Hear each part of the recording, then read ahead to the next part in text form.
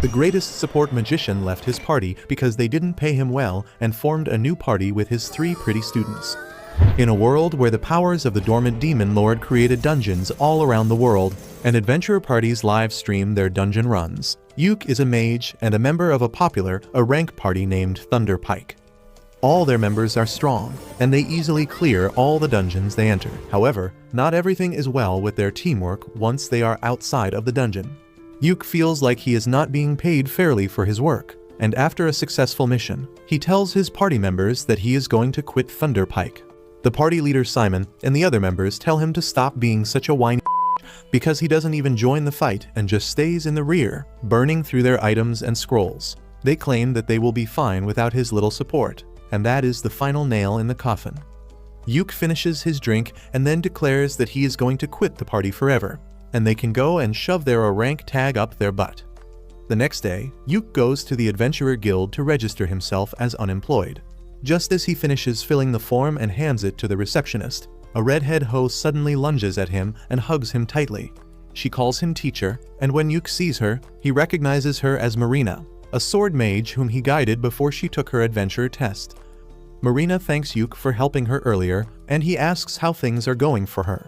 She tells him that everything is going well, and then learns that he is on the job market right now. Marina gets really excited on hearing that, and this thirsty bitch immediately asks Yuke to join their party. Yuke goes to meet with her party members, who were also his students along with Marina. The elf ranger Silk and the priestess Rain are both glad to hear that Yuke is interested in joining their party, but they ask him if he is fine joining a D-rank party that is just starting its career. Yuke tells them that he is fine with that because hustling like a rank parties is not for him anymore. He says that for difficult quests and dungeons, he used to invest a lot of money in consumable items, so he didn't earn much, but with D-rank quests, he will be able to save a ton. With that, Yuke officially joins their party and learns that the girls were planning to complete a quest to mine some magic iron ore today. They head to the dungeon to mine the magic ore, and Yuke feels nostalgic remembering how his journey began. He tells the girls that they can easily find the magic ore on the 6th floor of the dungeon, but they tell him that they are afraid of fighting the boss monster on the 5th floor, so they'll pass. Yuke suggests they can try looking for the ore on the 4th floor first, and they head into the dungeon. Marina has brought her grandpa's walking stick along to search for traps, but that is slowing down their pace, so Yuke decides to take the lead. He shows the girls a magic lantern that can easily detect any low-level traps, and because of that, they quickly explore the dungeon. Yuke begins recalling how this was the first dungeon he visited along with his former party Thunderpike 5 years ago, and their warrior was seriously wounded by the traps. Suddenly, he senses a monster and tells the girls to get ready to fight. They reach a room where wolf monkeys are waiting for them. Silk shoots down one of them quickly, and then Marina rushes ahead to deal with the other 2. Yuke casts physical enchantment magic on her to greatly improve her abilities, and then snares the monsters to stop them. Marina easily cuts through the 2 monsters, and she is shocked to realize how easy it was with Yuke's magic. He tells her that he cast 3 types of enchantment spells on her at once, and everyone is impressed because doing 3 spells at once needs a lot of skill. Soon, they reach the entrance of the 2nd floor, and after checking their equipment and stamina, they head downstairs. Suddenly, a group of zombie miners attack them, and it is Rain's turn to deal with them. Silk and Marina try to fight against the zombies to buy time for her to finish her incantation, and Yuke casts a protective spell on everyone so that the zombies can't even come close. This gives Rain enough time to complete her spell, and she blows away all the zombies with her holy magic. Everyone starts praising her, and Yuke remarks that using holy magic on such a scale costs a lot of mana. He uses a skill called Refresh Mana on Rain to charge up her mana reserves, and she is astonished to learn that Yuke can use it.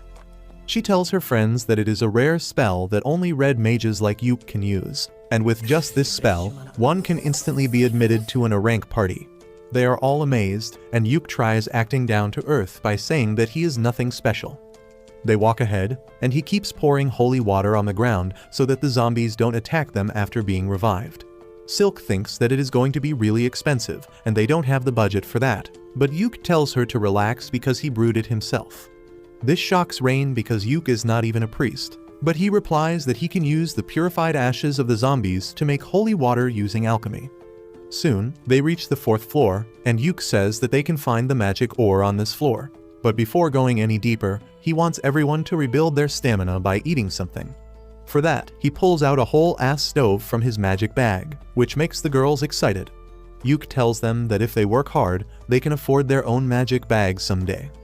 He begins cooking egg and bacon for them, and then pulls out a magic pot that magically creates seafood soup for them. The housewife inside Rain gets wetter than the soup itself on seeing a pot that cooks food itself, and Yuke says that he found it in a high-level dungeon and it cost a lot to be repaired. After that, they start eating, and Silk notices that the food has extra mana. Yuke tells her that cooking is basically alchemy, and he put extra effort to empower them for mining the ore later. Soon, they find a giant rock lizard which has mineral ores on its back. Yuke slows it down with his magic, and then Marina uses her ultimate attack to kill it. She is really exhausted by using her ultimate just once, but Yuke replenishes her mana and tells her to keep practicing the skill. After that, they begin mining the ore on the defeated monster's back, but they need more, and Yuke suggests that they go to the 5th floor and defeat the boss to get what they want. The girls are afraid because the boss is a tough monster, but Yuke tells them that he will use his full power to help them. Once they reach the boss room on the 5th floor, Yuke tells the girls that he will fight alone to show them his skills. He then takes out a floating camera artifact to record the gameplay of the boss fight, and Marina suggests that they should livestream it cause it will be fun. Yuke decides to YOLO it, but then he asks the girls the name of their party to tell in the broadcast. They nervously tell him that they haven't thought of a name yet, but then Marina comes up with a name Clover on the spot. She says that the 3 girls are the ordinary leaves of the clover, and Yuke is the 4th and the lucky leaf. Everyone likes the name, and then Yuke asks the girls if they also want to feature in the first live stream of their party. They are fine just watching him, so Yuke enchants himself and then activates the live streaming mode on the camera. After that, he opens the door to the boss room and heads inside to see the giant ugly steel crab. The crab attacks him instantly, but Yuke slips from its claws and then uses 5 disabling spells to blind, poison, and paralyze it. The crab tries to attack indiscriminately, but Yuke just uses gravity magic to crush it instantly. He ends the live stream with that, and Marina immediately hugs him, almost breaking his bones in the process. Yuke then puts the crab in his magic bag, and they open the treasure chest that dropped after defeating the boss to find a ton of treasure and magic ore. After that, Yuke and his party head back to the city in a carriage. He acts polite and asks the girls how do they rate their new party member on a scale of 1 to 10. All the girls are really impressed by his overall skills in the dungeon, but Yuke thinks that they would be uncomfortable to see someone who is older than them suddenly become a party member. The girls tell him that it is not like that at all, and suddenly, Silk has a brilliant idea. She tells Yuke that he should become the party leader because he is the most experienced and powerful out of them. Yuke is flustered because he doesn't think it is right for a newcomer to become the leader, but the other girls agree, saying that their party was officially formed when they decided to name it Clover, and that makes Yuke a founding member. When the girls keep on pressuring him, Yuke finally folds and agrees to become the party leader so that he can keep everyone safe. On the other hand, his former party, Thunder Pike, is having a hard time in the dungeon. They have got an archer to fill Yuke's place, but he can't support them like Yuke used to. They struggle against a pack of monster wolves, and even the newcomer throws shade at them, asking why the hell they came to such a high-level dungeon if they are so weak. Suddenly, the witch gets bitten by a wolf, and though the party leader manages to free her, the priestess doesn't have enough mana to heal her. The party decides to retreat immediately, and as the witch lies bleeding, the priestess is still waiting for her mana to recharge. They don't have mana potions or even healing potions because that used to be Yuke's responsibility, and none of them thought to pick it up after he left. The new guy has a healing potion, but he doesn't give it so easily because he expected a rank party to have better management. Meanwhile, Yuke and his party are celebrating their first mission's success. As they drink, Yuke tells them that the reward from the quest was nothing special, but he got a lot of money from selling the corpse of the steel crab. He asks the girls about the division of money among them, and Silk tells him that they put everything in the party fund and use an allowance system for buying necessary things. She explains that they are saving money to buy their own house one day, and Yuke likes the idea. At the same time, his former party is at the same inn, and they are griping and complaining about their failure today. They blame it all on the new guy, saying that he should have been prepared better to help them. The archer gets pissed off that they are treating him like an errand boy, and says that he never thought that the famous rank party would be a bunch of sisses who can't even wipe their ass themselves. He tells them that he is quitting their party immediately, and Yuk turns around just in time to see it. He doesn't want to give any attention to his former party, so he tells the girls that after every successful quest, they will take 2 days to rest and recover. He says that he will stock up the useful items in the meanwhile, and they can head to another mission on the 3rd day. Suddenly, the inn begins to display the livestream video of Yuk defeating the steel crab that has gone viral within half a day. Everyone is interested in Yuk and his party because he defeated a boss monster with just debuff spells. However, this pisses off his former party members who think that Yuk is playing in the lowest league to improve his KD ratio. Turns out they are not the only people jealous of Yuk, because a fat and ugly noble is also cursing him from afar. Anyway, 3 days later, Yuk reaches the guild to pick a quest that is easy enough for the girls but gives a good reward as well, and the receptionist suggests him a C-rank quest to get magic stones from a waterfall. She says that it should be a D-rank quest, but some strange monsters are roaming around the region recently, so it has become more difficult. As Yuk is in the middle of thinking about it, the girls come running there and they agree to take the quest without even asking about it. Only after the receptionist leaves to register the quest does Yuk get a chance to explain that they may have to face a monster during the quest. The girls still decide to take the quest to earn more points and money. Yuk tells them to get ready and meet him in 30 minutes, and then the receptionist comes with the receipt of the quest. She tells Yuk to livestream his quest fights because he has become a minor celebrity after his last livestream. He leaves the guild with that and immediately senses someone following him. He leads the stalker into a shady alley, and it turns out to be the jealous ugly noble. Yuk asks him if he has any business with him, and the noble pulls out his sword, telling him to leave Clover immediately. Yuk uses a snare spell on him discreetly, and then asks the fatty if he is out of his mind for telling the leader of the party to quit it. The fatty tells him that he found the girls first, and he will join their party to become their sugar daddy. But Yuk thinks that he is just a junkie who has had too much magic shrooms today.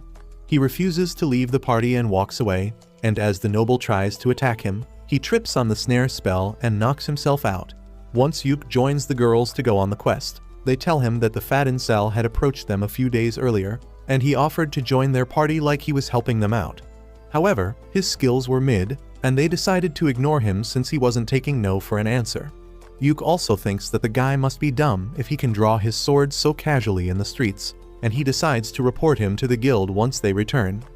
After that, Yuk brings up the topic of their quest, and says that while the quest is really simple, they may have to deal with some wild beast-type monster.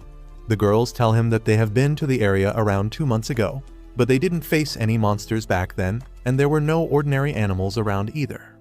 The second part worries Yuk, and he says that the only reason all animals run away from the forest is because of a strong monster. He tells the girls that the monster was present in the forest that time too, but they were lucky enough not to encounter it. He says that as soon as they reach the forest, he will start recording everything, and if they run into the monster, he will live stream it. It will be the best if they win, but if they lose and have to run away, he wants the video to be live so that the guild can see them and send help on time. Soon, they reach the forest and Yuk starts recording as they walk inside. He walks at the end of the group because wild beasts attack any group from behind, and tells the girls not to worry about him because he is wearing a special warlock armor that gives him very high defense stats. They reach the waterfall soon, but then Yuk senses something and immediately turns the live stream mode on. Just 1 second later, the monster terrorizing the forest comes out, and to Yuk's horror, it is a high-ranking monster called the Zarnag, which is found in the deepest level of high-ranking dungeons. Everyone panics on hearing that, and Yuk steps in front of the girls. He tells them that they need to escape immediately, because they will die if they fight against the Zarnag. He decides to stay back and stop it till the girls reach safety and the guild sends backup. But suddenly, Marina draws her sword, telling Yuk that she isn't leaving him behind. Silk and Rain also agree with her, and they begin using their abilities to slow down the monster so that they can kill it. Yuk has no choice but to let them in on the action, so he first enchants their physical abilities. Marina rushes ahead to stop the monster while Rain chants her spell, but she gets slapped away. Yuk tries to stun the monster with lightning magic and then casts multiple debuffs on it, but despite that, it doesn't seem to slow down. Yuk realizes that it is a special monster, and he asks Marina to buy him some time so he can use a very powerful spell. Marina begins fighting against the monster, and then Silk calls the forest dryads for help and binds the monster with vines. As the two girls try their best to stall the monster, Yuk finishes chanting his tier 5 spell, Prismatic Arrow. He tells Marina to get back before he shoots it at the monster with devastating power. As the prismatic arrow hits the monster, it groans in pain, but nothing more happens. Yuk thinks that he failed to do any damage, but as the monster charges towards them, a black liquid starts coming out from all its holes. The monster seems weakened by his attack, but it is still strong enough to attack them, so Rain decides to finish it with a powerful magic attack. She uses the tier 5 spell Thunderbolt to hit the monster, but despite that, it doesn't go down. However, Yuk realizes that the monster has been stunned by the strong attacks it took, and this is the perfect chance to finish it off. He tells Marina to go ahead and kill the monster, and she dashes towards it, activating her ultimate skill just as Yuk enchants her sword to land a critical hit. The monster's head falls into the river as the sky clears, and it releases a fountain of blood.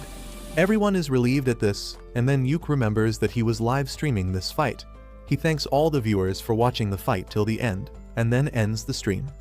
The video is an instant hit in the city, and the popularity of the Clover Party rises further, but the leader of Yuk's former party is pissed because of that. Meanwhile, Yuk is feeling dizzy after using too much mana in the fight earlier. Behind him, the girls are excitedly chatting about their fight, and Yuk thinks that this video will give their careers a huge boost. He approaches them, congratulating them for the successful mission, but adds that he is going to spank them for not listening to his orders earlier. The girls confront him, saying that they are going to lecture him too because he was planning to sacrifice himself just now, and they won't have allowed that to happen in any case.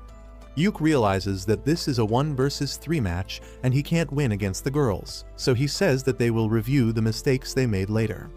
Soon, they reach the lake where they are supposed to complete their mission, but the girls get in the mood for a swim. Yuk tells them to take a dip in the time he sets up camp. As he hears the girls happily splashing around, he remembers how he was training them to be adventurers just 6 months ago. He kept telling them about the ways in which they could improve themselves and their party, but he always had the feeling that they would make a great team. He is still surprised by the fact that he ended up in the same party as them and thinks that life is too uncertain. A few days later, Yuk and the girls are summoned by the guild master, and the girls are anxious about the meeting. Yuk believes that the guild master wants to talk about the high-level monster they defeated in the forest, because a dangerous quest like that should not have been given to a D-rank party like them. He thinks that normally any guild master would praise them, but he knows the old man in charge of this place is not normal. Just then, Guild Master Benwood arrives there, and he immediately confronts Yuk, telling him that he has really done something troublesome this time. Yuk tells him that it is not his fault, and Benwood sternly asks him to tell him the things that he didn't mention in the report. His tone scares the girls and Yuk lashes out at the old man for intimidating them. However, that was what the guild master was waiting for, and he tells Yuk that he should have stopped talking politely earlier if he wanted him to stop acting scary. Benwood then sits down and tells everyone to take a seat too. He asks Yuk to answer his question now, and tell him what he thinks about the monster that he encountered in the forest. Yuk tells him that the signs point to it being an overflow, but not the one you will find on H-Anime. Benwood grows concerned on hearing that and tells the receptionist to generate an investigation quest. Meanwhile, Marina asks Yuk about overflow, and he explains that it happens when a catalyst causes monsters to come out of dungeons. If things get worse, it can lead to a stampede in which a huge army of monsters destroy everything in their path. The girls are worried to hear that, but Benwood tells them that the guild will handle the investigation. He then bows down to the 4 of them and apologizes for putting them in danger. The girls are taken aback by that and say that they were fine because Yuk was with them. The old man says that he watched the stream and he thinks they are quite skilled too, which is why he is going to promote them to C rank. The girls are delighted to hear that, and then Benwood turns to Yuk to give him another good news. He is being promoted to a rank because the prismatic arrow spell he used during the fight is a new spell he created, and all the guild officers believe that he should be promoted. Yuk can't even process what is happening, but Benwood brings out the promotion documents and tells him to sign it. Later, Yuk and the girls go to the guild inn to celebrate their promotion. Yuk hands over the earnings from the mission to Silk, who finds that the amount is much more than she expected. She stacks the gold coins to count them, and at the bottom of the pouch, Benwood has left a platinum coin as an apology. The girls are excited to see the platinum coin, and then Silk says that after adding today's earnings, they have enough money to buy their own base. They begin drinking and eating to celebrate this special occasion, and then Rain asks Yuke about his dream as an adventurer. He tells her that he dreams of challenging the last floor of the dungeon named Infinite Darkness, and that makes the girls spit out their drinks because that dungeon is said to be ridiculously dangerous. Yuke says that it is true because the final floor of the dungeon holds the Abyss Gate that leads to the underworld. He says that he has no plan to cross the Abyss Gate, but he wants to see it with his own eyes. He tells the girls about his uncle who was a great adventurer, and he challenged the final floor of Infinite Darkness dungeon and saw the gate. Even though he could not clear the final floor, his stories inspired Yuke to try it someday. Marina likes the idea and tells Yuke that they should go to the dungeon soon and livestream their fight. But he tells her that it is not so easy. First, they need to be in a rank party, and on top of that, they need permission from the government to even enter the dungeon. The girls get fired up on listening this, and they promise Yuke that they will grow stronger so that one day they can challenge the dangerous dungeon together. Soon, the Clover party embarks on another mission, and they live stream their fights as always. While Marina fights on the front lines, Yuke guides her and protects everyone with magic barriers. Silk uses the vines to tie the monster down, and then Rain attacks it with a powerful lightning spell. To finish things off, Yuke uses a magic scroll to unleash a rock magic on the monster, killing it. The livestream is well received by the audience, but not by Yuke's former party, Thunderpike. They are jealous of Yuke's success, but more than that, they are concerned about their downfall. They blame it all on the new members who join their party, calling them useless. Moreover, the wizard of their party has been avoiding going out with them lately after she was injured, and she is starting to fall behind when they go on missions. They think that maybe they should get Yuke to join their party again, because when he was with them, they didn't fail their missions so miserably. They think that they should cut the payment of the wizard girl because she is becoming useless and give a bit more money to Yuke so that he doesn't have a problem returning to their party. Meanwhile, Yuke and the girls return to the city from their mission, and they are shocked to see Thunderpike's leader Simon waiting for them at the door. Yuke is taken aback to see him, and he tells the girls to go and report to the receptionist while he deals with this. The girls go inside quietly, and then Yuke asks Simon what the hell does he want. Simon invites him to talk over a drink, but Yuke refuses, saying that he is tired because of the quest. He begins walking inside, but Simon stops him, telling him to come back to Thunderpike. Marina and others are eagerly listening to this conversation from the other side of the door, and they get worried as Simon reminds Yuke about their long-lasting friendship and their dream of challenging the Abyss Gate together. He says that Yuke will need to be in a rank party to even try that, and that is why he should rejoin Thunderpike. However, Yuke slaps his hand away, telling him that he is the leader of Team Clover and he is not going to leave them. This pisses Simon off, and he tries gaslighting Yuke into taking the blame for Thunderpike's failure after he left. However, Yuke tells him to grow up and deal with his problems like an adult. He goes inside the guild building with Simon yelling that he will regret it, and this commotion draws the attention of the ugly Fatso who tried to attack Yuke in the past. Meanwhile, Simon finds the girls really anxious about the conversation, and when he assures them that he is not going to leave the party, Marina hugs him so hard that he feels his bones crack. He somehow manages to push her away, and then they go to have drinks together. Soon after that, they get a quest from a popular armor shop called Earthy's. Yuke tells them that the shop is launching a new theme focusing on women adventurers, and since their party is 75% women, they have decided to pick them as the poster girls. The three girls will get high-quality armor from the shop, and the shop can use the video of them clearing dungeons to promote itself. The girls are surprised to hear this good news, and they find that they will get the armor for free, and on top of that, they will also be paid for completing the quest. They get really excited on hearing this, and soon their party goes to the city where Earthy's shop is situated. While Yuke waits in the market, thinking about the time he came to this city with his previous party, the girls get their new gear. They soon come running to show their new drip to Yuke, and he starts his blood flowing down to his third leg. He then tells them that instead of live streaming their fight, this time, they will have to hand over the recording to Earthy's as per the quest. He starts recording, and then his party enters the dungeon. Yuke tells the girls that this dungeon is only 4 floors deep, but its lowest floor has the gate to a bigger dungeon, and their quest goal is to reach the second dungeon. They come to an open space inside the dungeon, and Yuke picks a stone and throws it down to show the girls that a distortion in space doesn't allow anyone to take shortcuts here. He asks them to be careful that they don't fall down the stairs. While Marina and Silk agree to him immediately, Rain seems to be upset with Yuke, and he doesn't even know what he did wrong. Marina and Silk tell him that he didn't pay enough attention to Rain earlier because she is flat like the earth, and Yuke immediately notices the new ribbon around her hair. He tells Rain that she looks cute because her ribbon matches her hair color, and this needy hoe gets flustered and immediately hugs him. With that, they get down to the next floor of the dungeon, and Yuke soon detects a trap using his magic lantern. He pokes the trap with his grandma's walking stick, and suddenly, spears pop out of all four walls. They pass through the gap between the spears and soon encounter the first monster of the dungeon. It is a group of orcs, and Silk furiously draws her bow because elves hate orcs like Christians hate gays. Yuke tells her to calm down because her anger can break their formation, but assures her that they will completely wipe out those ugly monsters. He assesses that the orcs look like low-level soldiers, but they look more organized than he expected. He tells Rain to charge up a powerful magic attack to hit all of them at once, and then tells the other two girls to get ready to finish the ones left at last. Yuke casts enchantment magic on everyone, and then Rain shoots a powerful fire attack at them, burning the orcs. Next, Yuke uses a magic scroll to crush them with heavy rocks, and Silk supports him by shooting the orcs. They manage to take down two of them, and the remaining two orcs rush towards them. Yuke uses paralysis debuff to slow them down, and then Marina charges ahead, using her ultimate move to defeat one orc. Silk shoots the other orc to keep it busy in the meantime, and then Marina attacks it too, splitting its head open with one strike.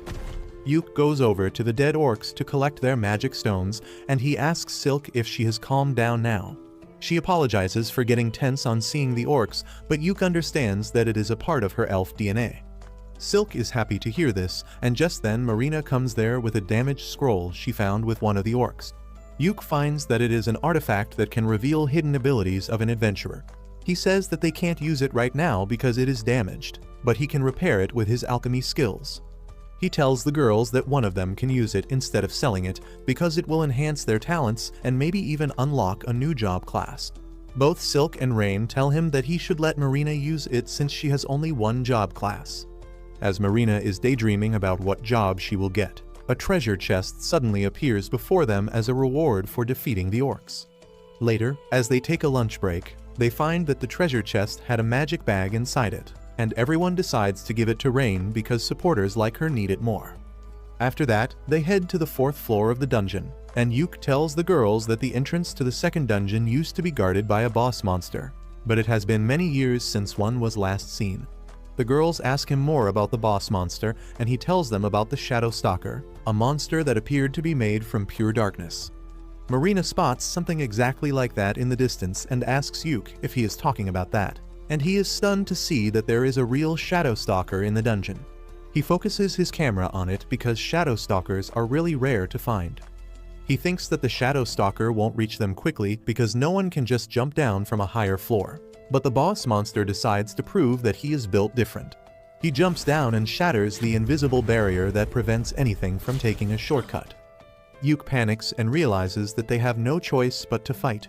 He immediately pulls out a scroll to cast multiple enchantments on the girls, but the boss monster sends a dark wave towards Marina, shattering her barrier and knocking her out. While Rain heals her, Yuke and Silk take a stand against the Shadow Stalker. Yuke charges at it, and as the monster destroys his barrier, he understands that it can destroy magical shields.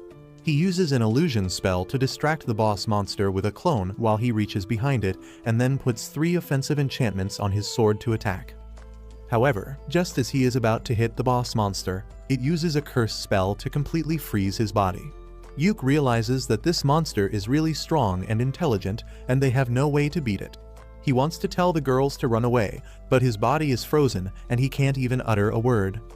The girls panic on seeing their leader being taken down, and then the Shadow Stalker sends a dark storm towards them. Rain blocks it with a holy shield, and then Silk summons strong vines to attack the boss monster. It dodges everything and then attacks Silk from behind while Rain is busy trying to revive Yuke. Luckily, Marina is back in action. Silk takes the command in Yuke's absence and tells Rain to enchant Marina's sword with Holy Element. Rain does that, and Marina tries to attack the boss monster from up close, but it keeps dodging everything. Rain uses a wide-range spell to attack him, but the boss disappears and then appears near Marina and Rain, injuring them with his sharp claws. Next, he uses powerful magic to shoot dark magic beams at the girls from all sides. But just as all hope seems lost, Yuke comes back to his senses and uses a scroll that creates a holy shield around them. He throws away the high-level artifact that protected him from lethal damage and tells the Shadow Stalker that it will pay for hurting his girls. He immediately casts 1,000 snare circles on the ground, and no matter how hard the monster tries, he cannot avoid them all.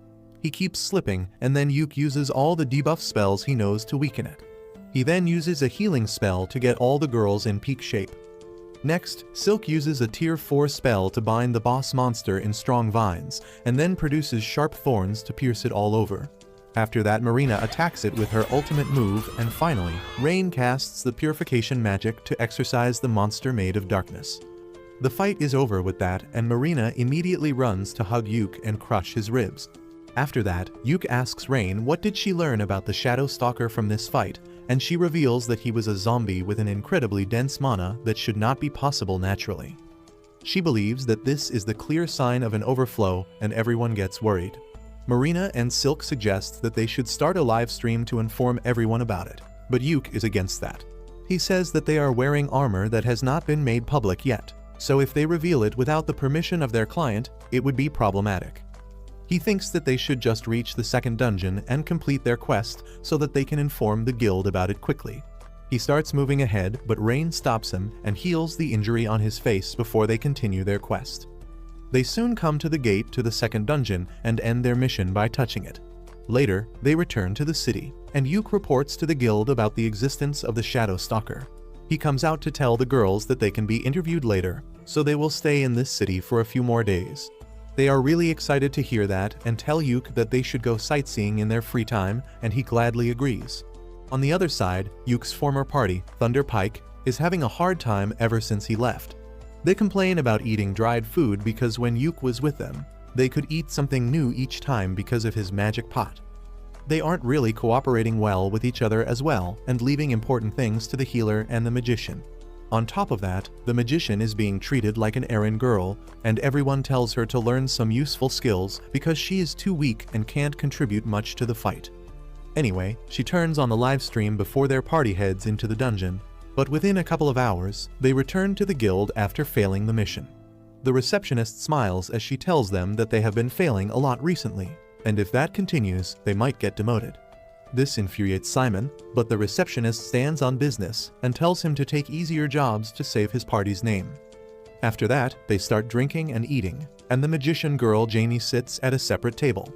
The big warrior is furious that the receptionist talked about demoting them, but Simon says that she was right because they can't take high-level quests with just the 4 of them.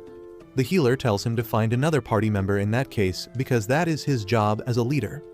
The 3 of them quickly come to the conclusion that they need Yuke back in their team at all costs, but they don't know what they can do to make him come back. Simon, being Yuke's childhood friend, knows that he won't return so easily, and if they want to attract his attention, they need something that will convince him. He says that if they want to get Yuke interested, they will need to challenge the Infinite Darkness dungeon because that has been his goal since the beginning. He believes that if they do a joint quest with other parties, they can attract Yuke. Simon says that they just have to pretend to be serious about it because Yuke won't be able to think properly on hearing their offer to join them. The warrior and the healer agree with him, but the magician Jamie is really disappointed by how low her party has fallen. On the other hand, Yuke and his girls are back in the city after their successful quest. As they take a stroll through the market, everyone recognizes the girls because they were in the ad video released by the popular armor brand Earthies, but some butthurt men are jealous of them as well. Anyway, they are out on a mission to find a house to rent for their party. Their broker takes them to a house in the suburbs first, but Yuke turns it down because it doesn't look too safe for women. Next, the agent takes them to another house, and everyone thinks that it is better than the previous one. Yuke asks the agent to keep it on hold for them, and he says that he has one last option to show them. He takes them to the last house, but Yuke gets nervous as they get close because Thunder Pike's base is also in this region. On hearing this, all the girls decide that they don't even need to see the third property because they don't want a bunch of assholes to be their neighbors. With that, they buy the second house and their stuff is moved in soon as well. Yuk asks the girls if they have decided on their rooms because they should sort out their stuff quickly, and they say that they were just thinking about it. Silk asks Yuk which room does he want, and he gets confused because he wasn't planning on staying with them. He tries to tell them that it is not a good idea because he is a man after all, but the girls laugh at this incel who gets uncomfortable at the mere thought of sharing a house with 3 girls. Marina tells him that this is their party base, so all of them should stay together, and no one will mind if he accidentally walks in on them while they are taking showers or getting stuck in the washing machine. Yuk tells them that he has no desire to see their thottery and asks them to keep their doors locked all the times because they should not trust any man, not even him. With that, they settle into their new house, and Yuk even buys a 64-inch OLED television so that they can watch their recorded videos in 4K. The girls thank him for the gift, and they make a toast to celebrate buying their own base. As they start drinking, Rain's gaze becomes glued to the TV, and when Yuk looks at the screen, he sees his former party declaring that they are going to take on the Infinite Darkness dungeon. There are going to be more high-level parties with them on the quest to investigate the dungeon, and even the kingdom has given them the permission to enter. Yuk is stunned to hear this, and his girls try to comfort him. He tells them that he doesn't have any FOMO because the dungeon is going to be there even after this mission. He says that he wants to explore the bottom floor of the dungeon and reach the Abyss Gate, but now he wants to do it with his girls. He tells them that they don't need to worry about anything, because they will reach the dungeon one day, and then they will live stream their greatest adventure. As they start eating and drinking again, a letter slips in through the door and Yuk finds that it is from the guild. He goes there immediately, and the receptionist gives him an invitation letter from Thunder Pike, who wants him to join their party for the exploration of the Infinite Darkness dungeon. They promise to make him a permanent member after the quest, but Yuk wants nothing from them, and he asks the receptionist to reject the invitation on his behalf. After that, Yuk and Rain go grocery shopping, but Simon finds them there. He is furious because Yuk denied the invitation to join their party and asks if he has forgotten his dream to explore the dungeon. Yuk remains calm and tells him that he is proud that his former party is going to explore the hardest dungeon and wishes him all the best. Simon loses his cool and says that their plan needs him to be in the party, but Yuk refuses again. Simon tries to intimidate him by shouting, but Yuk tells him to use his brain for once. He reminds him that sending a request to someone who is already in a party is considered bad manners, and he is free to refuse any requests. The asshole knight blames Yuk for everything their party has gone through after he left, but that was the final straw. Yuk can't take it anymore and tells him that leaving the party was the best decision he ever made. He begins yelling at Simon, reminding that he dumped all the tasks that didn't involve fighting on him. He says that the party had it really easy because he was doing all the important work, but they never valued his contribution. Simon is taken aback by his rage, but then Rain holds Yuk's hand, calming him down. Simon tries to convince Yuk to return, promising that things will be different this time, but Yuk replies that it is too late. He says that he is going to stick with his party Clover, and whatever happens to Thunder Pike doesn't concern him. Yuk walks away holding Rain's hand and Simon curses him, saying that they will manage it even without him. 2 weeks later, Yuk is summoned by the guild master who tells him about the abnormalities in dungeons all around the region, which clearly signals a stampede. The guild master says that even the royal scholars think the same, and the reason they gave permission to investigate the Infinite Darkness dungeon was because of this. Yuk realizes that the situation is a lot more serious than he thought, and then the guild master says that he has a quest for his party. He wants them to investigate the Infinite Darkness dungeon, and Yuk immediately shoots down the idea because it is too dangerous. He says that Thunder Pike and other rank parties are strong enough to do the quest on their own, but the guild master informs him that 2 of the parties, including Thunder Pike, have backed out. He then gives Yuk a report about the only recorded log of the Infinite Darkness dungeon, reminding him of his dream to reach the bottom of the dungeon. The guild master tells him that they need someone as skilled and resourceful as him to take charge of this investigation. The old man then gives Yuk a scroll of exit, a super rare item that can teleport one out of the dungeon. Yuk asks why is he so insistent on him to take the mission, and he replies that he is the only person whose information he can trust. Just then, the receptionist comes there and hands over the official quest letter from the king to Yuk. He realizes that it will be tough to turn down the mission now, and tells the guildmaster that he will consult his party members before giving a final answer. Once he reaches home, he explains everything to the girls and says that they should turn down the request because it is too dangerous and they are not prepared for it. The girls, however, think that they have the latest equipment, and with some luck, they can manage to investigate the dungeon. Yuke is still not convinced because he is scared of losing them, and Rain hugs him, asking him to show more trust in them. The other girls also tell him to stop hesitating and chase his dreams freely, because they want to rise up in the world of adventurers with him. Their words give Yuke confidence, and he goes to the guildmaster's office with the girls and accepts the quest. He says that they might need another party member to fill in the role of a scout, and the guildmaster says that he has already prepared for that. On his cue, the receptionist comes there with a nervous cat girl who introduces herself as Neen. She says that she specializes as a ninja and wants to join their party for this mission. Yuke has no problem with a new party member, and they immediately go to the entrance of the Infinite Darkness dungeon, which surprisingly was under the guild building the whole time. The receptionist tells them that the guild building was made on top of the dungeon entrance to hide it from the world. The guild master tells Yuke that initially, there were 3 rank parties that were going to enter the dungeon, but 2 of them backed out. Yuke's former party, Thunder Party, is the only one left, and right now, they are inside the dungeon, but their sponsors are not happy with them. The guild master then tells him to be careful on the mission and wishes him all the best. Yuke checks his party's status and finds that all of them are fully prepared to enter the dungeon. With that, the entrance to the dungeon is opened, and Yuke starts the live stream before heading inside.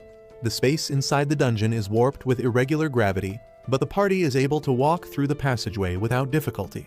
The cat girl Neen uses a magic lantern to check for any traps and a magic compass to find the direction. She finds no traps nearby, so she decides to go ahead and scout the area on her own before everyone else can catch up. In the meantime, the girls ask Yuke how is he feeling after coming to the Infinite Darkness dungeon that he has always dreamt of. Yuke tells them that it isn't as emotional or thrilling as he imagined, but Silk says that she is feeling quite excited. She says that her main reason to start adventuring was money, but when she heard Yuke talking about his dreams so passionately, she changed her mindset. That is why she feels really excited to be standing in this dungeon alongside Yuke, because he is very close to fulfilling his dream. Yuke is glad to hear that, and just then, Neen returns with her report. She found nothing dangerous on the first floor and even located the entrance to the first floor. But it is even more weird. There is a sunken ship in the middle of a forest on the first floor, and Yuke keeps looking around for anything more suspicious or out of place. He tells the girls that Thunder Pike has already reached the 8th floor of the dungeon. Marina says it is too slow because they started their journey 2 weeks ago. Yuke says that their pace is going to be even slower because they just have to investigate the dungeon for any odd thing. They are going to live stream everything so that the scholars at the Royal Academy can locate any problems or suspicious things. Just then, Neen stops everyone because her magic mirror shows her that a monster is nearby and they can't avoid it. They soon come across the monster, and Yuke asks Rain to hit it with a compact offensive spell and Silk to aim for its head. He then pulls a huge crossbow out of his and gives it to Marina so that she can attack the monster from a distance as well. Rain starts chanting a powerful spell, and while she takes her time, Yuke uses his special magic prismatic missile to hit the shark-headed monster. That doesn't do much damage, and the monster starts coming towards them, so Marina shoots it with her crossbow, piercing its chest. The monster gets furious because of this, and then Rain hits it with a fire spell, setting it ablaze. The monster is still standing, so Silk shoots 3 arrows at it. Seeing that it is still struggling to stay upright, Yuke gets in front of the girls to protect them, but after a few seconds, the monster finally falls down. Neen is impressed because she didn't even get to show her skills, and on top of that, she saw the unique spell that made Yuke famous. After that, they reach the safe zone and Yuke pauses the live stream while everyone rests and recovers their strength. Next, Yuke shifts everyone's attention to the treasure chest in front of them and suggests that they should open it off camera to avoid any controversies. He asks Neen to show her thief skills, and she begins poking around the keyhole to locate any traps. She finds a simple trap inside and easily deactivates it before opening the chest that is loaded with jewels. The girls start drooling on seeing so many jewels, and Yuke asks Silk to store all of them. Once she is done, he decides to inspect whatever is left in the treasure. He finds a ring artifact and a black cube artifact, which he can't analyze or understand. He tells the girls that it seems that the artifact is a baby that doesn't even know what it is. The girls get excited on hearing that the artifact is a baby, and both Marina and Rain want it. Yuk tells them that they will need to run it by the guildmaster to know what it is first, but he is sure that it is something rare. He then asks Rain to show her and then puts the ring he just found on her ring finger because it fits perfectly. He tells her that she should use this ring that can stabilize her mind, but when he looks at her, he finds that he has destroyed her mental balance by his actions. Rain is blushing like crazy because Yuk essentially proposed to her, and now she has no problem with giving the black box to Marina. They resume their exploration with that, and Neen uses the magic compass that detects the flow of air to find the entrance to the second floor. Once they reach the safe zone on the second floor, Yuk asks the girls what they think was odd about this dungeon. They tell him that the way the scenery changes constantly was odd, and other than that, only the shark-headed monster seemed out of place.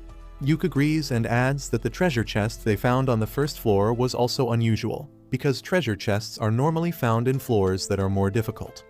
He thinks that there must be some relation between the shark monster and the treasure chest being found on the first floor, and decides to think about it later. He says that they should head back for today since they have explored enough, and the girls agree.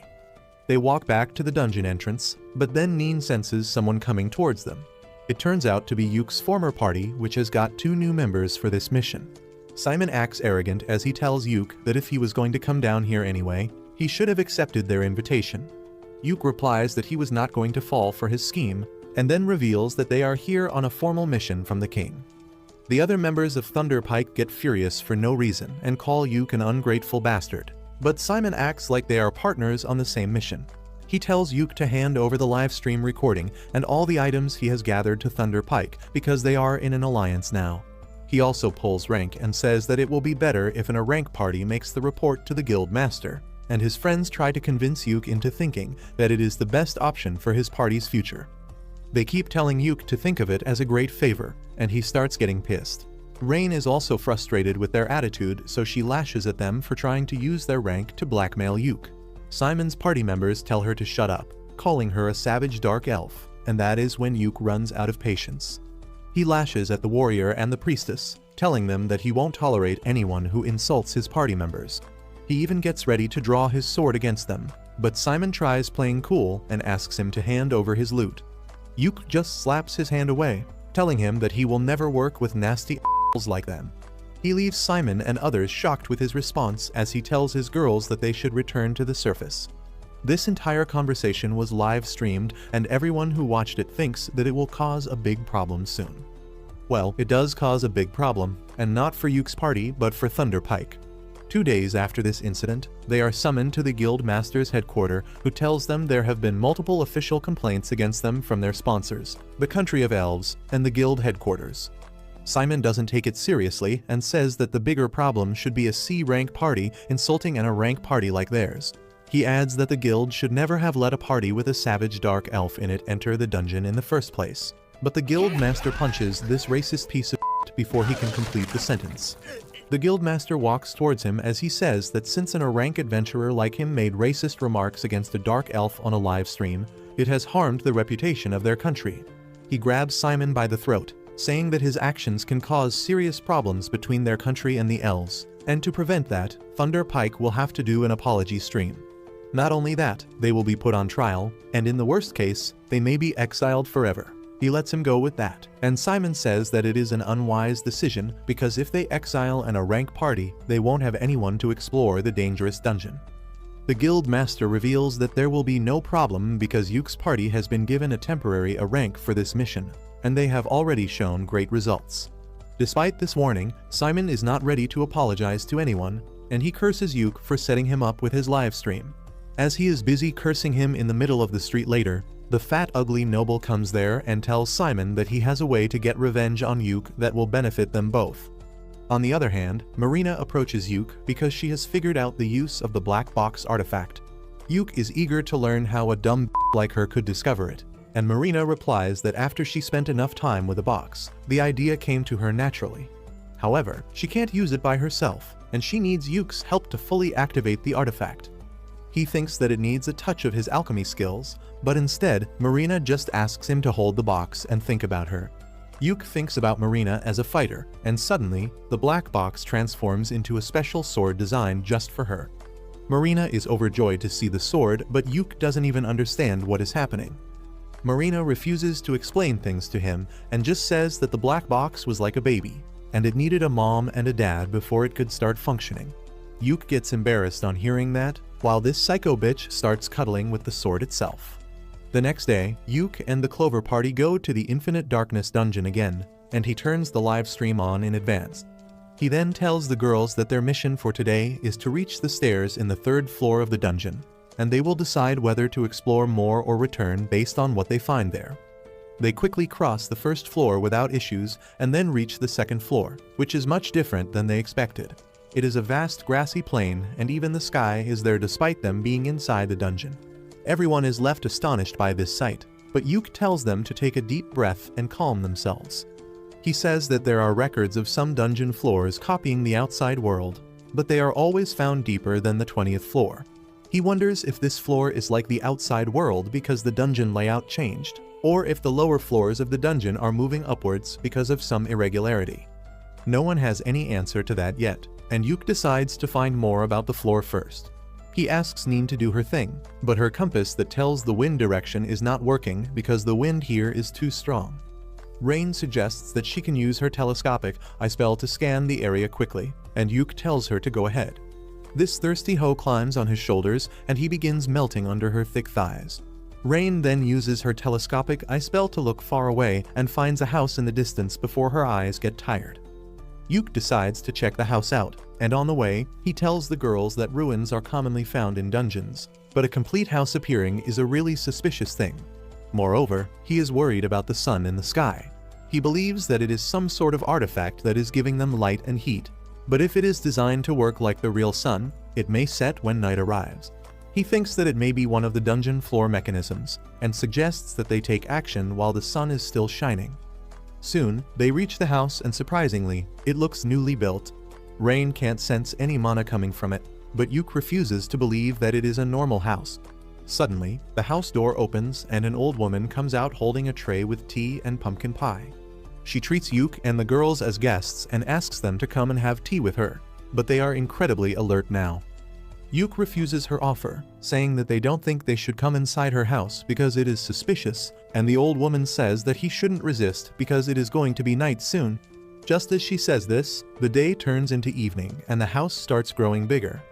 Yuke feels strangely drawn towards the house but stops right before entering it, and the old lady reveals her true form to be a goth mommy. She tells Yuke that he is a smart one to realize that coming inside would have been dangerous, and then her house grows even larger, turning into a dark castle where she sits on her throne after turning into a lowly. Yuke realizes that the woman in front of them is Persephone, the ruler of the underworld.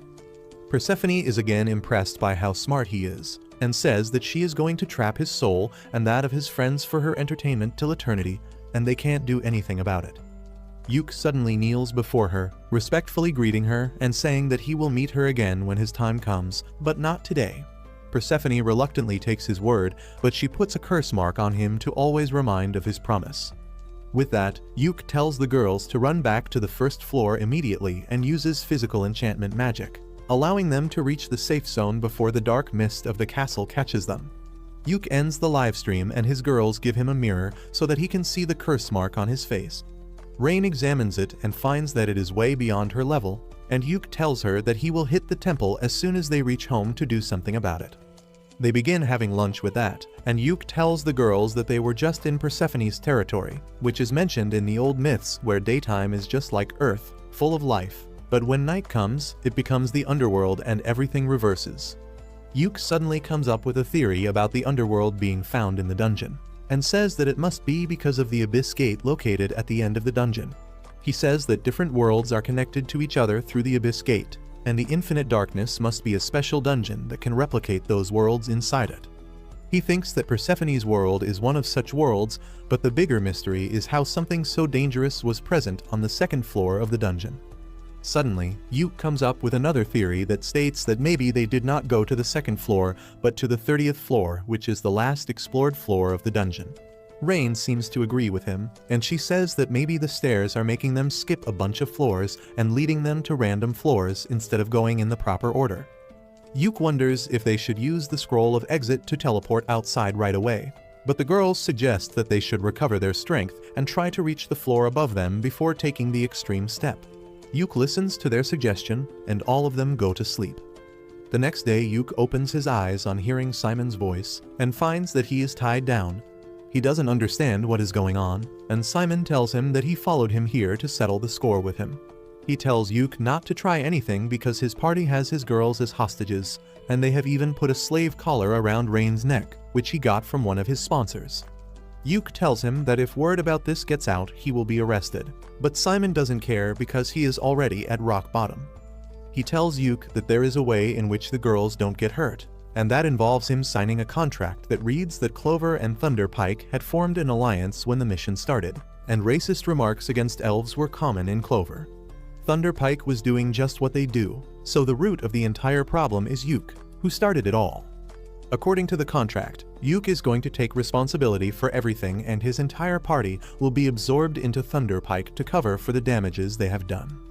Yuk is aghast on reading all this, and he says that he thought Simon was just an idiot, but he turned out to be an absolute Simon kicks him for saying that, and then starts stomping on him angrily, saying that if he doesn't comply, he will give the girls in his party all the STDs he has, and then kill them. He then derails from the topic and starts cursing Yuk for the misfortunes of his party while continuing to beat him. The warrior from Thunderpike tells Simon to stop wasting his time there and share the girls with him, and to avoid that, Yuk decides to sign the contract. However, just as he is about to sign it, the dungeon begins to shake, and then the floor suddenly collapses. Simon and his friends fall down first, and when Yuk goes to help his girls, he finds that Simon has taken his magic bag. He can't do anything in this case, and the ground under them collapses too. However, the magician girl Jamie, who is finding it hard to keep up with the scumbags of Thunderpike, uses a spell to slow down their falling speed. Yuk thanks her for saving them, and Simon can't stop cursing her. Just then, a huge horde of orcs come out, and Jamie immediately gives Simon his magic bag before waking up and freeing his girls. Simon uses a scroll to keep the orcs away, and then decides to use the scroll of exit to get out. He asks Jamie to bring Simon and others in range as well, and she asks if he is sure about it after all they did to him. Yuk says that the law will decide what to do with them, but Simon has other plans. He takes Rain hostage and tells Yuk to save him if he wants to see the girl. The orcs start attacking them, and Marina and other girls hold them off. Simon once again tells Yuk to save him, but then Jamie tackles him from behind, letting Rain get away. Simon kicks her and then starts walking towards Yuk like a deranged lunatic, even abandoning his party members who can't move. Jamie shoots a magic bullet at his knee to stop him from hurting Yuk anymore. Yuk asks her to come now, but she refuses, deciding to accept her fate with her old party instead. Simon tries ordering Rain through the slave collar to obey him, but Yuk teleports his party away before that. Simon gets frustrated and desperate because of this, and he decides to put forbidden muscle juice into his body to fight against the orcs who are gathering around him.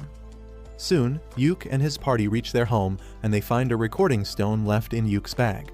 It contains a message from Jamie, who just wants to apologize to Yuk for everything. She says that Yuk always arranged a necessary medicine for her sick brother, and she kept pestering him to give it to her for free without knowing how expensive it was. She feels pathetic about it, and says that she learnt Yuk's value only after he left her party. She thinks that if she had apologized to him sincerely earlier, he might have forgiven her and even let her join his party. Now, she thinks it is too late for anything like that, and that is why she is recording this message to make up for her past actions. Suddenly, Simon yells her name, and she abruptly ends the recording, but not before revealing that the list of the evil deeds of Thunderpike are recorded on the magic stone. Yuk feels terrible on seeing the message because after everything Jamie did to make sure he escaped the dungeon unharmed, he left her behind to die. Rain tries comforting him, saying that they had no other option, and then the guildmaster tells them that he just got a distress message from the Infinite Darkness dungeon. He plays the message on the TV, and it is just a voice note from Jamie saying that the dungeon is in a bad shape and the floors are falling apart. The guildmaster says that they are wondering if they should send a rescue team or not, and Yuk suddenly volunteers to go in and save Jamie.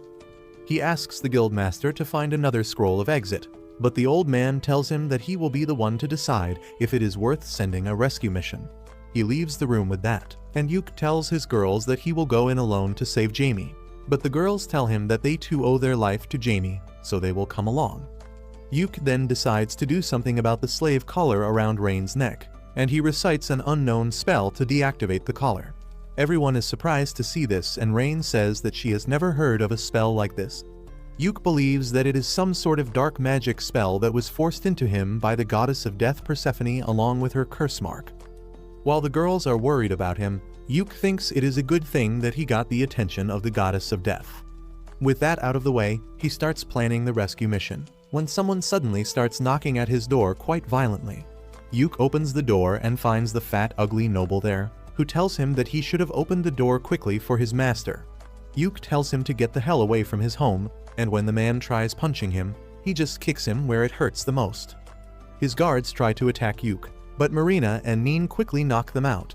The incel is shocked to see that the girls can still go against his orders because he is sure that Simon put the slave collar around Rain. He takes out the remote control and starts calling for Rain, and she soon arrives at the doorstep.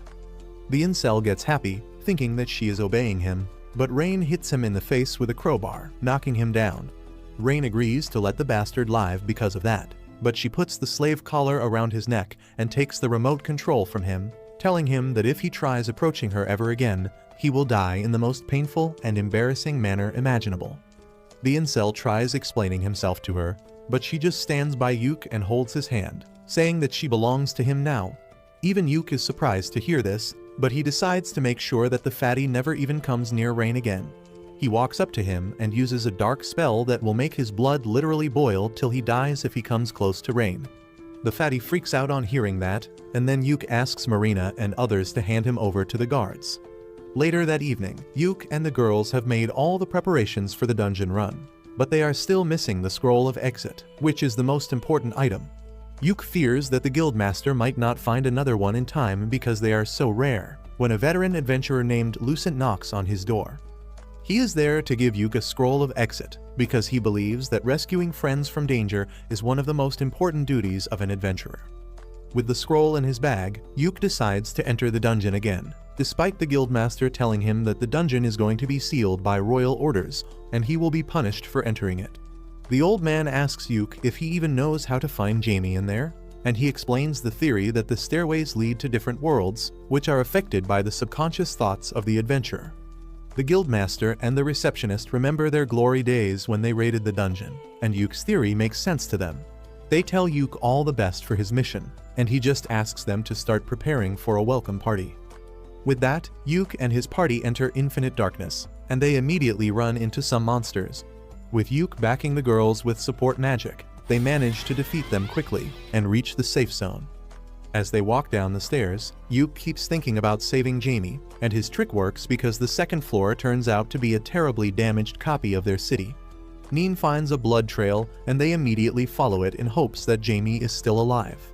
They find her unconscious near her apartment, but then, to their utter surprise, Simon comes out and tells Yuk that he was going to come looking for him anyway. Yuk can't believe that Simon is still alive, but Silk tells him that he is not. She can sense a dark and twisted mana coming out of his body, just like she felt from the Shadow Stalker, and she is certain that he is a zombie. Yuk finally understands that the fat incel must have given Simon a powerful artifact that turned him into a zombie so that he could still keep fighting even after his death. Simon tells Yuk that he will make him pay for everything he has done, and releases a powerful wave of dark energy, and Marina immediately charges ahead to face him. Yuk quickly buffs her, and she manages to cut off Simon's arm before retreating. However, that is pointless because he immediately grows it back. He then releases another burst of dark energy towards Yuk, who uses a scroll to create a holy magic shield. Simon immediately charges towards him for close combat, but Yuk dodges his attack and tries to snare him, but that doesn't work. In the meantime, Silk and Rain use their magic spells to trap Simon, but he easily destroys them with his dark magic. Yuk immediately attacks him head-on, and Simon keeps yelling that he will kill him and destroy everything he loves. Yuk slashes him continuously, but Simon heals from everything instantly. Yuk takes a few steps back and decides to use his special spell Prismatic Missile to attack him. Simon takes the magic head-on and remains unharmed, confident that his immortal body will not be destroyed by it, and that is exactly what Yuk wanted. Simon's body suddenly starts bursting up in different places, and he begins growing uncontrollably from every place where an explosion occurs. He becomes an ever-growing lump of flesh and doesn't understand anything. Marina is also confused, so Yuke tells her that he used Persephone's power to modify the prismatic missile so that it stays active as long as the target is alive. Since Simon is immortal now, he will keep on suffering from the spell till eternity. Simon asks Yuke to stop his spell, reminding him that they are childhood friends, but he has nothing more to do with the bastard, and he walks away while Simon keeps exploding and growing like a cancer. Rain has been trying to heal Jamie in the meantime, but neither healing magic nor potions work on her wounds that were caused by Simon's dark magic. She has lost hope of surviving and apologizes to Yuke one final time before dying, but he tells her not to give up just yet. He uses Persephone's power to dispel all curses from her, healing her injuries instantly. Jamie faints as soon as her injuries are cured, but Rain is certain that she will be better now. Suddenly, the sky turns dark and a bunch of shadow stalkers spawn out of nowhere. They begin tearing apart Simon, and he keeps screaming in pain while his body continues to grow. Yuke bids farewell to the man who was once his friend as he uses the scroll of exit, leaving Simon to suffer in the dungeon for an eternity. 1 week after this incident, the Guildmaster summons Yuke and Jamie to hand over their punishments. Yuke and his party's punishment is just a deduction of their score and a 1-month ban on any adventurer work, while Jamie's punishment is cancellation of her adventurer license for 1 year. Neither of them can believe that they are getting off this easy, but the old Guildmaster tells them to not think too much about it. They leave the guild after that, and Jamie still cannot stop apologizing to Yuke for everything Thunder Pike did to him. She feels pathetic for taking advantage of his kindness for so long and wants to change, but Yuke tells her that she has already changed enough. Jamie starts falling for him, and she thanks him with a bright smile before they both head to their homes. A few days after that, Yuke visits the guild receptionist to make Neen a permanent member of Team Clover. The receptionist is glad to hear that and says that she will immediately start the paperwork. Yuke suggests that she should ask Neen about that first, but the woman knows what she is doing. She opens the door to the room, and Neen, who is snooping in on them, falls to the ground immediately. The receptionist lashes out on the catgirl for that, but Yuke tells her that it is fine. He then asks Neen if she wants to join his party, and she is more than happy to accept his offer. Suddenly, the receptionist hugs Neen, because as her mentor, she is really happy that she is joining a really great party. After their touching moment is over, Yuke leaves the room with Neen, who tells him that she was here to deliver a letter to him from Silk. As Yuke opens the letter, he tells Neen that they should check on Jamie before going home, and the catgirl silently follows him. Jamie has become a librarian now, and she uses her magic to place books in high shelves. Yuke and Neen come to the room and start making small talk. Yuke tells Jamie that this room belonged to the Guildmaster, but he couldn't maintain it after bringing too many different books here. Jamie sighs, saying that it will take her a week to organize all the books and records in the room, and that greatly impresses Neen because a dimwit like her would need an entire year to do the same. Jamie is taken aback by that, but then she calms down and thanks Yuke for helping her get a job at the guild. She also thanks him for providing medicines for her brother, and then asks if he needs anything from her. Yuke tells her that it is Silk who actually wants to talk to her. He asks Jamie to stop by their house when she is going back home, but has no clue about the topic. Anyway, Jamie is almost done with her day's work, so she tags along Yuke and Neen as they head home. They begin talking about the weather like boring people, and Neen says that she doesn't like winter at all. Yuke tells her that his hometown got a lot of snow during winters, and he begins recalling the fun moments he had with Simon in their childhood. He gets depressed because of that, but the girls realize what he is thinking and snap him out of it. Soon, they reach their house, and Yuke urges the girls to go in first. They are surprised and suspicious of his actions, but still decide to follow them. As they open the door, Silk and others burst some party poppers to welcome Neen and Jamie to the Clover Party. Both of them are really surprised, but that was what Yuke and his girls had planned for them. Jamie gets mad at him for deceiving them, but Neen is really thrilled about it. She feels happy on becoming an official member of Clover, and the girls take her inside. Jamie, however, stands in the doorway with her head hung down, and Yuke asks if she doesn't want to join their party. She emotionally tells him that after everything she has done to him, she doesn't deserve to be in his party. Silk and others return to the doorway on hearing this, and they tell Jamie that she is one of them now. They remind her that she saved their lives, so everything is even between them, and they could surely benefit with one more member in their party. Jamie is moved to tears on hearing their kind words, and then the welcome party starts. Yuk raises his glass to make a toast, but Marina interrupts him, saying that there are 6 of them, and she has never heard of a 6-leaf clover. Even Rain has never heard of that, but Jamie has, and she says that in flower language, a 6-leaf clover means glory. Yuk is glad to hear that their party name still makes sense, and he makes a toast to their future. Once the party is over, he walks Jamie home, and they start talking about the old times.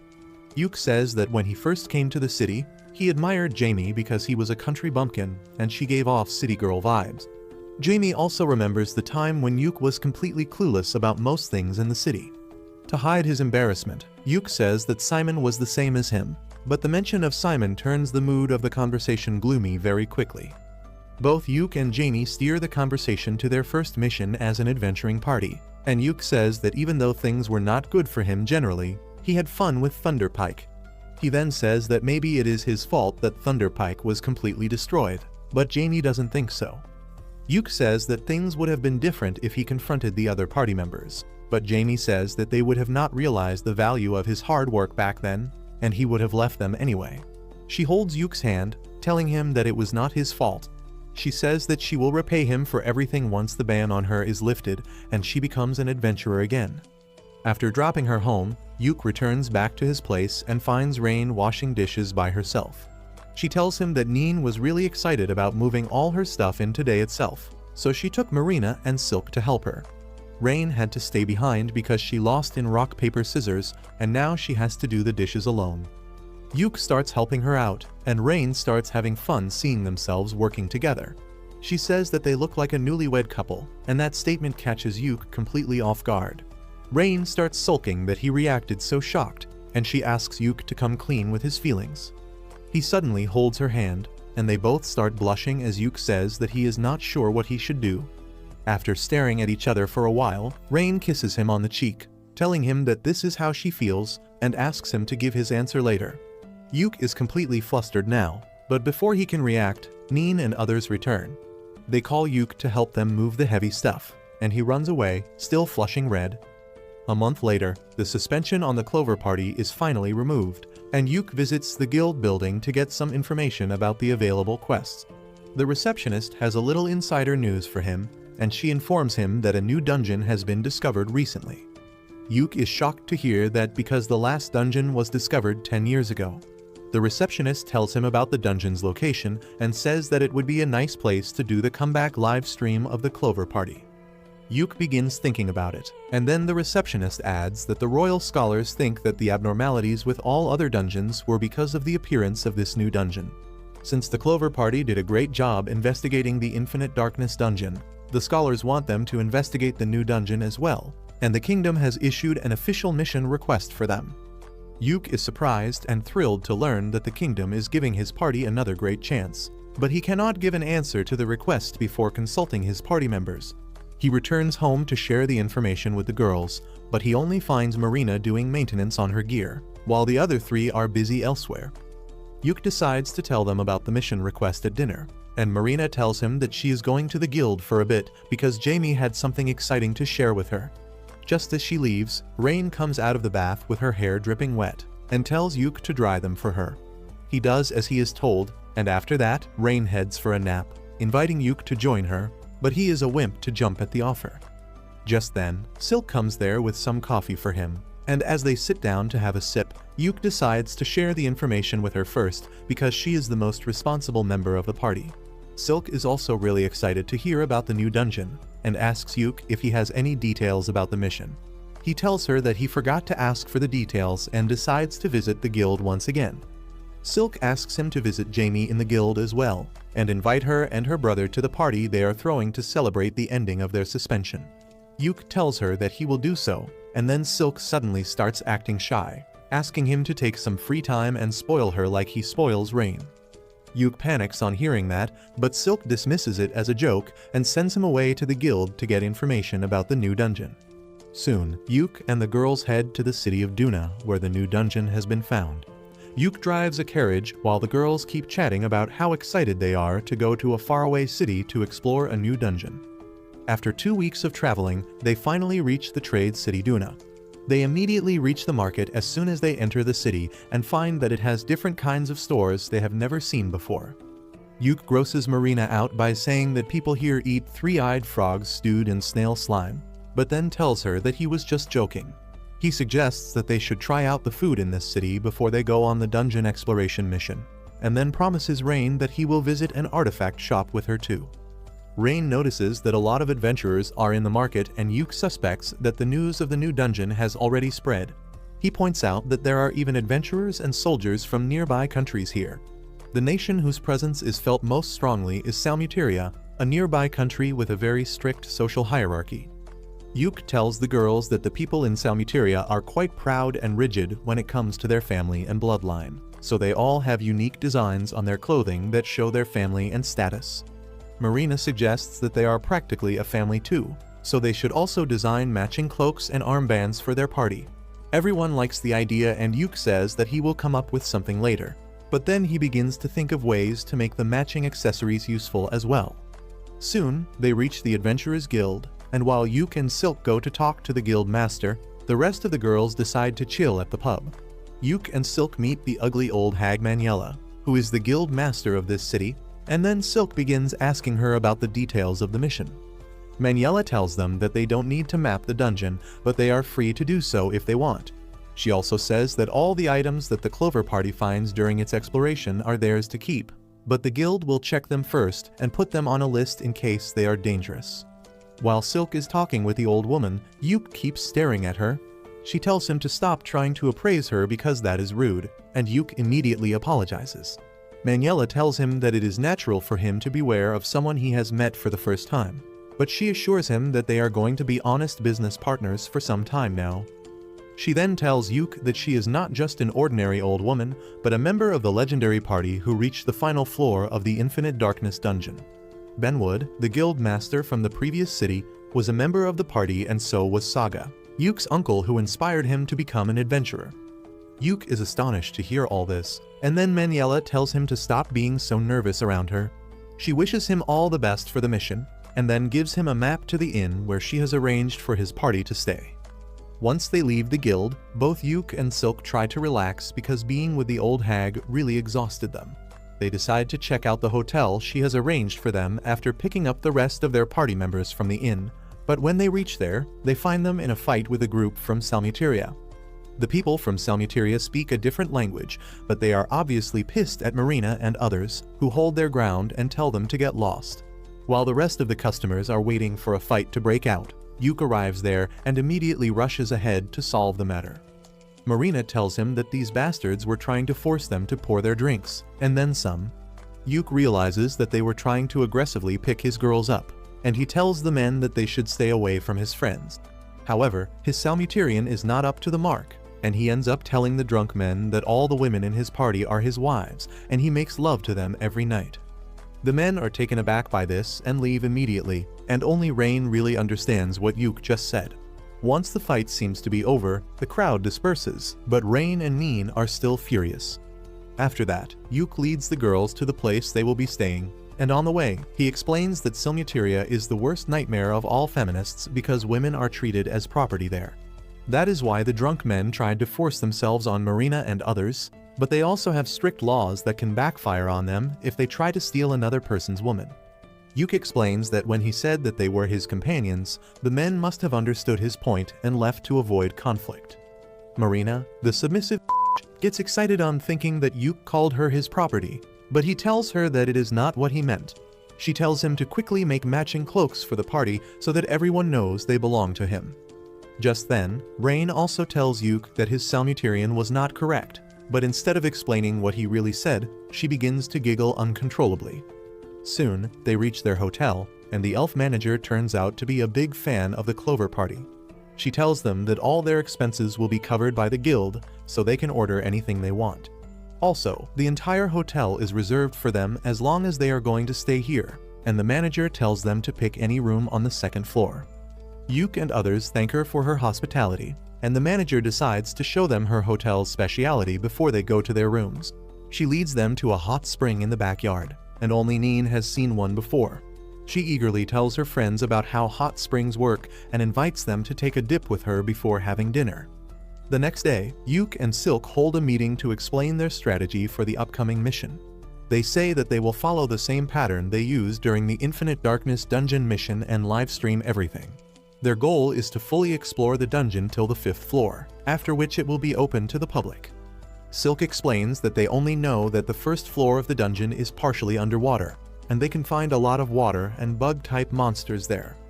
Moreover, they need to be fast while exploring the dungeon, because there are 2 other parties who will be sent on the same mission as them. Yuke tells the girls that they don't need to take part in this exploration race because the other 2 parties are more experienced than them, and if they try to compete, they might get injured. After explaining this, Yuke says that on the first day, they will aim to reach the 2nd floor and then cover the entire 1st floor to get a good idea of what the deeper floors are like. He then tells Neen that her air flow artifact might not be able to help her find the way out in the dungeon because of all the water, so she should come up with another way to find the proper way. After that, Silk tells everyone to finish their preparations by the end of the day because they will be heading to the dungeon first thing in the morning. The next day, they head to the dungeon's location, and Maniela is there to greet them at the observation center set up by the royal scholars. Marina asks her the name of the dungeon, and Maniela says that it has not been named yet because they don't know what is inside. She tries to encourage Marina by saying that her party might be the one to name the dungeon, and everyone gets excited on hearing this. With that, they go to the entrance of the dungeon, and Yuke starts live streaming to let the world know that Clover is going to explore a new dungeon today. The party enters the dungeon, and while Yuke and the girls are chatting excitedly about their expectations from the new dungeon, Neen finishes scouting the way ahead. Yuke asks her if she finds anything special, and the cat girl tells him that she saw something that she doesn't recognize or even understand. Everyone follows her, and Neen shows them the strange floating chains around the corner using a mirror. Even Yuke has not seen anything like it, but he suspects it to be a monster, so he tells the girls that they are going to attack it. He enchants their physical abilities before rushing at the chain monster, who begins attacking them as soon as they come in his range.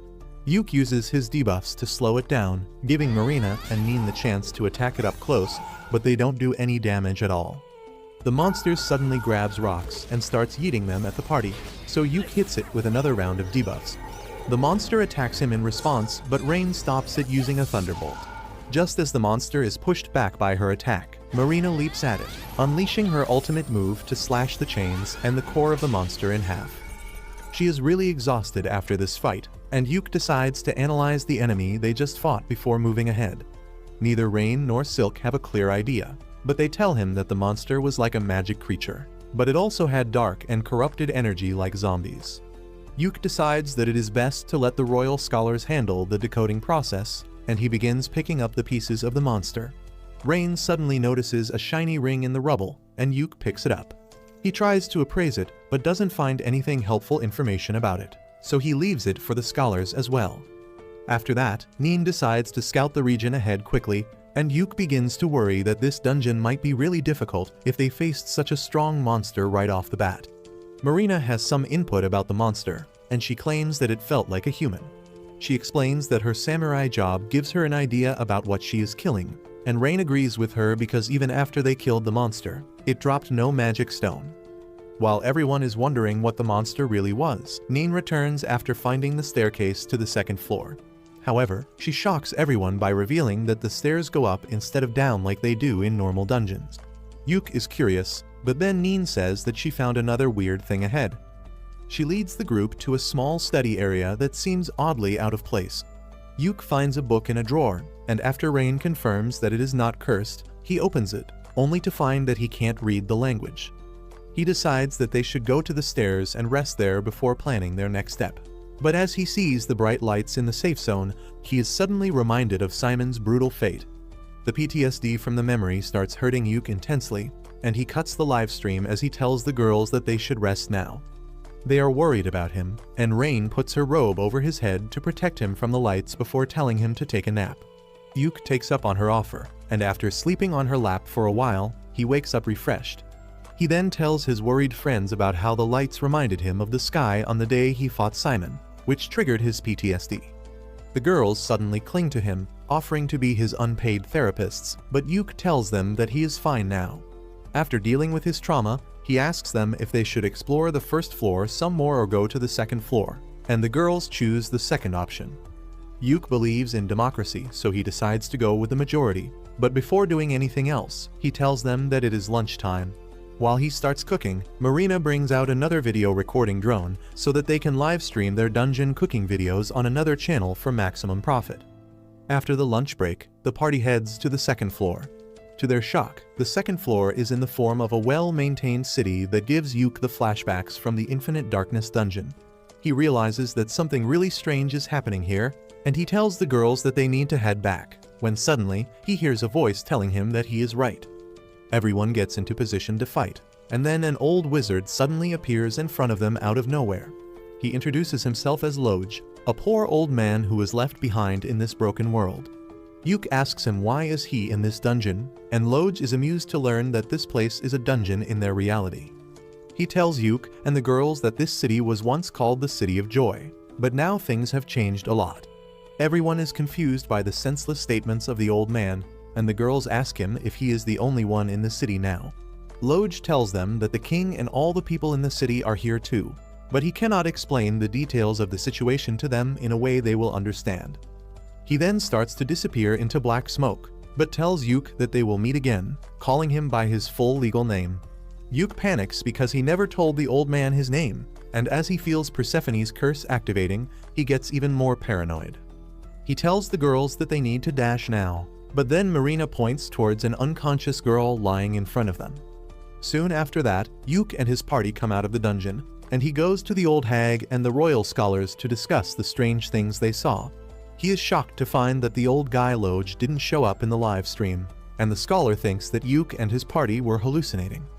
The scholar says that they are still studying the things they brought back from the dungeon, and then Maniela decides to take Yuk for a walk. She tells him that the all-girls party that was exploring the dungeon has quit because half of their members fell sick just after entering it. She then asks Yuk what he really thinks about the dungeon, and he clearly says that it felt like another world. Maniela seems to agree with him, and she tells Yuk to trust his intuition because they might lead him to the correct answer. She then asks about the girl they found in the dungeon, and Yuk replies that she is still sleeping. After Maniela leaves, Yuk starts thinking about the dungeon, when suddenly, he sees a letter flying into their tent. He goes inside to find Rain in a gloomy mood because she got a letter from her grandfather, Count Crowder. She tells everyone that she is the illegitimate daughter of a noble family, and her mother was kicked out of the house as soon as she got pregnant. After her mother's death, she joined the Magic Academy somehow and became an adventurer. But now her grandfather, who never even acknowledged her existence, has sent a letter calling her back. As Rain starts crying, Yuk reads the letter to learn that Count Crowder has fixed Rain's marriage with the second prince of Salmuteria. He still calls her a bastard and tells her to be grateful that she is getting a chance to serve the family, and everyone gets furious on reading that. Rain is really devastated and doesn't know what to do, but Marina tells her that there is a simple solution to the problem, which is ignoring it entirely. She points out that Rain's name is not even written on the letter, so they will pretend that it was not meant for her. And though it sounds really dumb, Yuk is on board with that idea. He burns the letter, saying that now there is no proof that they even got it, and the relieved Rain hugs him and starts to cry. Yuk comforts her, saying that if the Count tries to reach her again, they will come up with an even better plan. He then asks Neen to contact the guild receptionist, who is also her mentor, and requests her to collect all info on the Count and the second prince of Salmuteria. He also wants her to erase any proof that Rain is from the Count's family, and Neen agrees without even realizing that her mentor used to be a legend back in the day. After that, Yuk tells Marina and Silk to prepare for the next dungeon run, while he takes Rain outside to talk. He tells her that he has a reckless idea to save her from her family, but that involves marriage. Rain blushes as Yuk explains that if she marries him, she becomes his property according to the rules of Salmuteria, and then no one from that country can take her away from him. Rain has no doubts or hesitation about the plan, and she agrees to be Yuk's wife even if it is just an act.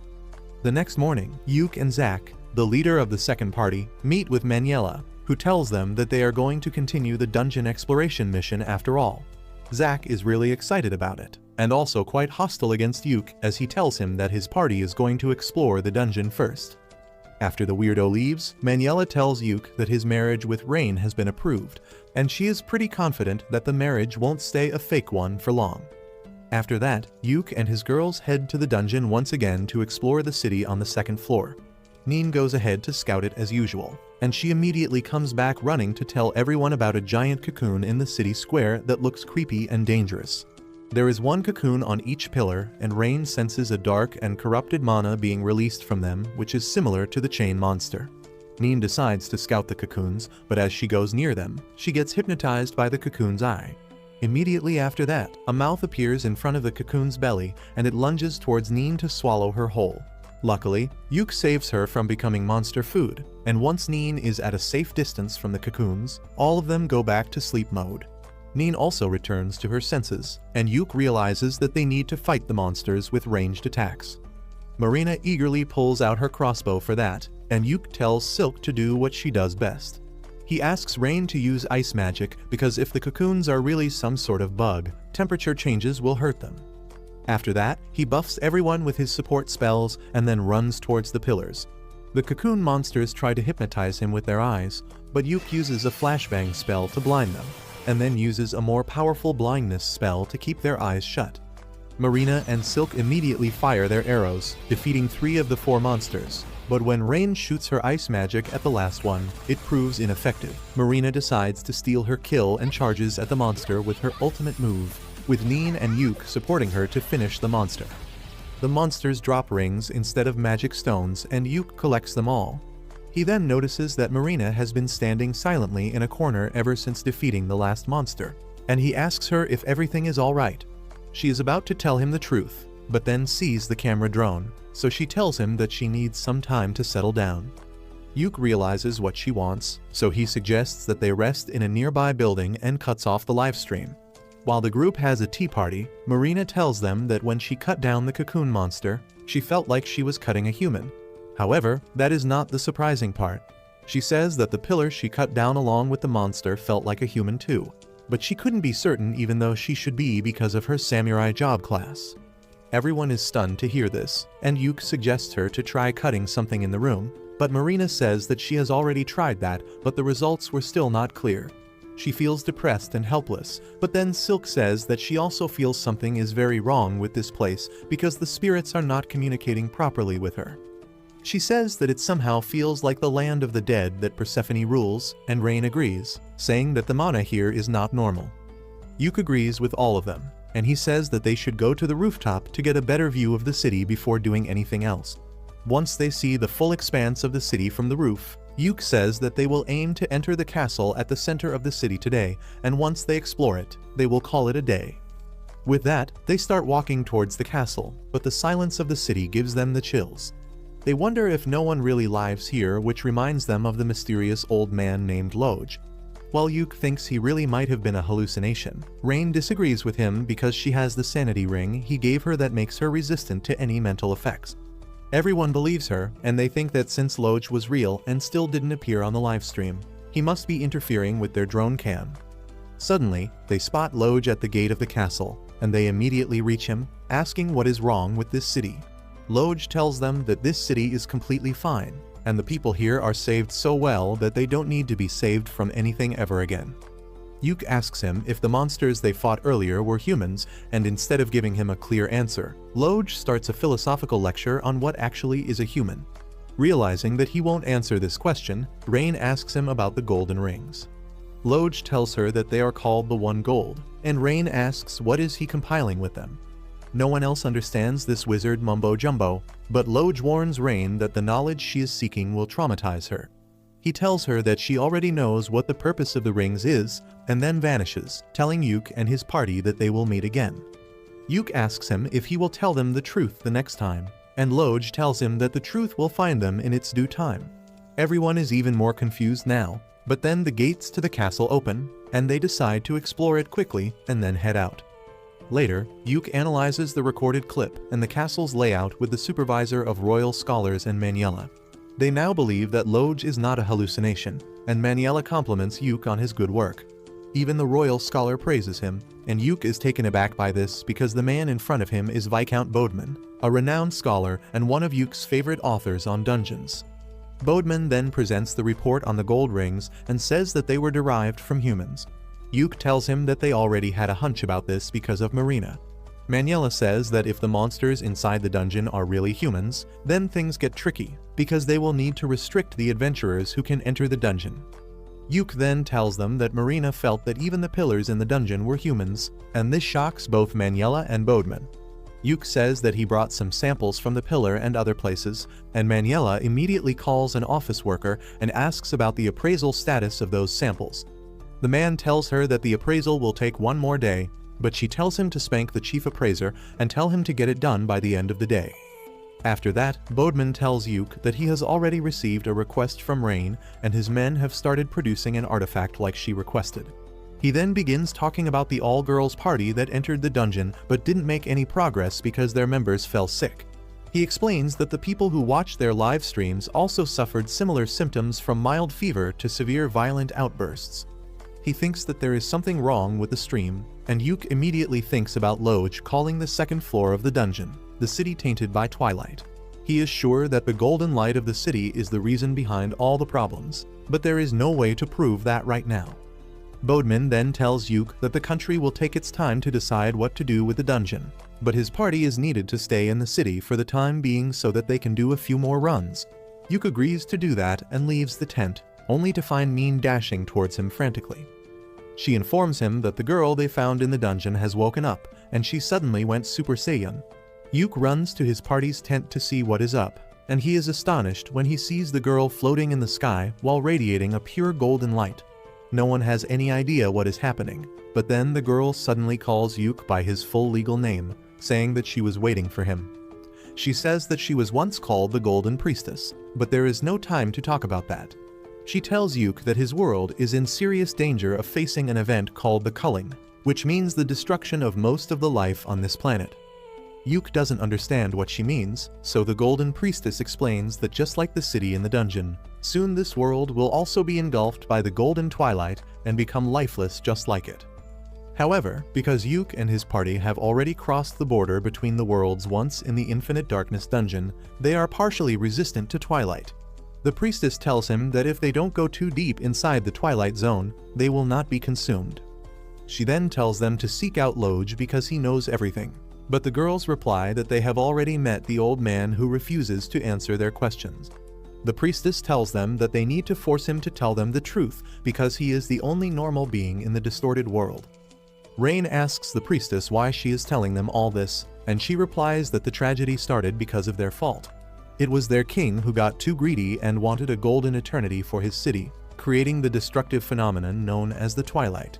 She throws in a bunch of heavy words in the conversation like the fruit of world tree, the ultimate treasure, and some more, but no one understands what she means. In the end, the priestess asks Yuke to stop the Golden King and destroy his treasure because that is the only way to save his world from certain doom. With that, the golden glow leaves her, and she suddenly turns into a normal human named Rune. Her personality completely changes as a result, and she tells Yuke that the woman who just spoke to him was not her, but she can sometimes access her body to communicate with others. Yuke realizes that the issue is more serious than he thought, and he decides to inform the higher-ups about it immediately. 1 week later, Yuke is summoned by the director of the Royal Academy, who came to the research center after reading Bodeman's report. Yuke is nervous in front of him, but the director tells him to be at ease because they have something very important to discuss. Yuke starts the conversation by asking him about the culling, and the director shows him some murals that are locked deep within the Royal Treasure Hall. In the mural, a hero fights a powerful monster to save the world, but Yuke can't understand anything else because he can't read the ancient language in the mural. The director then explains that there are many parallel worlds just like their own, and sometimes they collide. When that happens, one of the worlds is destroyed, and this is called the culling. Usually, it is random, but this time, they have proof that the person named Golden King tried colliding his world with this one on purpose. The director says that they don't have any time to think about the reasons behind it, because they need to take emergency measures to protect their world. He tells Yuke that he is the only one who can do it, because according to the murals, whenever a world faces the danger of culling, a hero is chosen to save it. The director says that since Yuke found everything about the Golden City and the culling, he is their hero, and it is his duty to save the world. Yuke panics on hearing this and tells the director to cut him some slack because he is not qualified for the job. The director tells him that someone has to take on this responsibility and he is the only one who is fit for it. He then threatens Yuke that he will raise one of his girls to a rank and make them the hero if he refuses. Yuke becomes more cooperative on hearing this, and then the director compares him to his uncle Saga, saying that both of them have great talent, but Yuke lacks confidence. The director once again asks Yuke to become the hero, especially because the priestess from the other world chose him. Yuke feels unsure about what to do now, so he asks the director for some time to think about it and consult his party members. The director agrees to his request, but he is confident that Yuke will surely realize that he is the only one who can save this world. Soon, Yuke returns to his hotel and tells Rain about his conversation with the director before anyone else. She is impressed by the idea of him becoming the hero, but she says that she will support him even if he wants to refuse. However, she also believes that he is the only one fit for the role. She reminds him how the Golden Priestess possessed Rune to talk to him. Rain says that the priestess seemed to be waiting for him, which means he is special. Yuke sighs, saying that he doesn't mind exploring the dungeon a bit more, but saving the world is too much. Rain suddenly starts caressing him as she tells him that he just needs to keep doing what he has done till now because everyone in the Clover Party will support him, and together they can do anything. Yuke feels better after hearing all that, and then Rain sits on his lap and hugs him, telling him not to worry about anything because they are stronger than he thinks. A few days after that, Yuke attends a meeting with the leaders of the parties that are going to explore the dungeon now. Apart from the guy named Zack, there are 2 more people who lead a rank parties, and the director gives them the details about their mission. He informs them that this time, the viewership of their live streams will be restricted, and only the royal scholars will see it to minimize the damage from the golden light of the twilight. After that, Zack suddenly gets angry because Team Clover is still participating in the dungeon raid even though it has become more dangerous. He complains to the director to get them removed, but no one pays any attention to his rumbling. The other adventurer named Lucent who helped Yuke in the past tells Zack to stop whining because Yuke's party has shown their abilities while investigating Infinite Darkness Dungeon. Even the girl leading the last party says that ranks don't matter in situations like these and only results do, and Zack has nothing to say after that. All the adventurers leave the room one by one after that, but Yuke stays behind. The director tells Yuke that it was a good idea to keep the hero business a secret from others because Zack would have reacted even more explosively on hearing it. The scholar Bodman adds that Rain had asked them to prepare special magic devices and they are almost ready as well. After that, Yuke returns to his tent and puts together all the maps that the different parties have drawn till now. None of them give him any idea how to get inside the castle in the Golden City, but Rain suggests that they take Rune with them. She believes that since Rune is from the Golden City, the castle gates may open for her. Yuke thinks that the idea is not bad, but he still has some doubts about taking Rune back to the dangerous place. Just then, Lucent comes to the tent to discuss the strategy for the next mission with Yuke. Yuke informs him about Rain's plan to take Rune inside the castle, and Lucent is completely on board with that. He even offers to guard Rune during the mission, and though Yuke is still not sure, he realizes that taking the girl with them is their best bet. The next day, the 4 parties enter the dungeon with Lucent's party joining Clover. They come to the castle gate and find Loge waiting for them there. The old man welcomes Rune, asking her about the outside world, but she doesn't remember him. Loge says that it is better that she forgets everything about this place, but then Yuke reveals that the priestess talked to him. Loge realizes that the priestess chose Yuke, but he still refuses to tell him anything. However, he opens the door to the castle, telling Yuke that since Rune is with him, he will find the answers he wants. Lucent suspects that this might be a trap, so he leaves half his party members outside to call for backup if anything goes wrong. He then joins Yuke's party as they enter the castle. Loge leads them to the royal library, saying that he is not much of a talker, but they might find the answers here.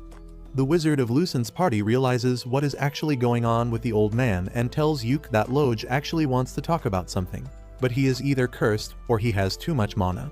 That means that speaking certain things out loud can create great problems for him and everyone else, so he is trying to communicate through hints. Loge gets awkward on hearing this, but his gesture tells everyone the direction to look in. The old wizard asks Lucent to bring the red books on the shelf and then takes Rune along with him because she is the only one who can read the language. Rain senses a strange mana from a big brown book and the study table's drawer, and Silk also feels that the spirits in the library are connected to people's memories. She decides to connect with the spirits, and suddenly a book possessed by a spirit comes flying towards her. Silk eagerly starts asking the book spirit the things they want to learn, and on the other hand, the old wizard scans Rune's mind as she reads the ancient books. Meanwhile, Neen finds a key to open the big book that Rain noticed earlier, but Yuk is not sure about opening it. He asks Loj if the book is dangerous, but he doesn't give him a clear answer. However, when Yuk forces him to say that the book is not dangerous, it suddenly glows and a trap inside it is diffused. Yuk opens the book after that and finds that it contains many similar magic circles, but he can't make out their meaning. Suddenly, Silk comes there, claiming that she can help him with that. The book spirit in her hands has shrunk down quite a bit, and Silk says that it can help him understand what is written in the books. As Silk holds Yuk's hand and uses the power of the book spirit, they find themselves standing on top of the book. The book spirit turns into a white snake named Biblion, and tells Yuk that he cannot understand the true meaning of the book just by reading it. The spirit snake says that it will interpret the book correctly for him, and Yuk takes up the offer. The spirit snake uses its power to drown Yuk into the memories of the person who wrote the book. The author tells Yuk what the book is about, and when he returns from the memories, Yuk explains to the girls that this book is about creating a chain of spells that can create an extremely powerful result. The rest of the girls don't understand what he is talking about, but Rain and the old wizard from Lucent's party realize how powerful the spell is. Yuk asks the old wizard if he is finished with his task, and he replies that the red books contain the history of the Golden City. According to the books, the City of Joy was the capital of a rich and advanced kingdom, but one day they had to face an event like the culling, so they tried to come up with a way to avoid that. Yuk adds that the magic spell mentioned in the book also aims to deal with the main source of the culling event instead of just delaying it or evacuating people. The more Yuk talks about the spell in the book, he starts feeling a sharp headache. He tells everyone that they should head out now, and just then, the all-girls party also arrives there. Yuk and Lucent tell them that they are going to retreat now, but then they learn that Zack and his party went deeper into the castle. Yuk decides to leave them alone because they can't stay in this dangerous place any longer, and the leader of the girls' party says that she will stay on guard till Zack returns. With that, Yuk and his girls leave the castle, but he keeps thinking about the magic in the book and how it is connected to the fate of the Golden City. Soon after that, Yuk and others go back to the control room and tell the higher-ups about their discoveries. They explain that the dungeon is actually a real city from a parallel world, whose king wanted to save it from Twilight, so he used a special magic to take it across dimensions. However, his magic was imperfect, so he ended up turning all the people in the city into objects. He then puts a ring he got from the monsters on the special device that the scholars made on Rain's request. As Rain activates the device using her magic, it projects a vision of the Golden City.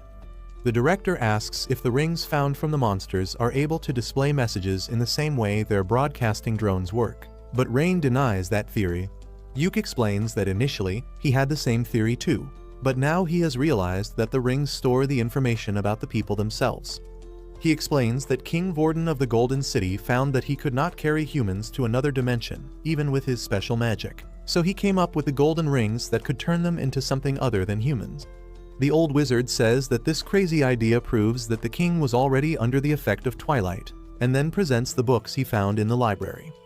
He says that King Vorden possessed a special treasure called the One Gold, but they don't exactly know what it could do.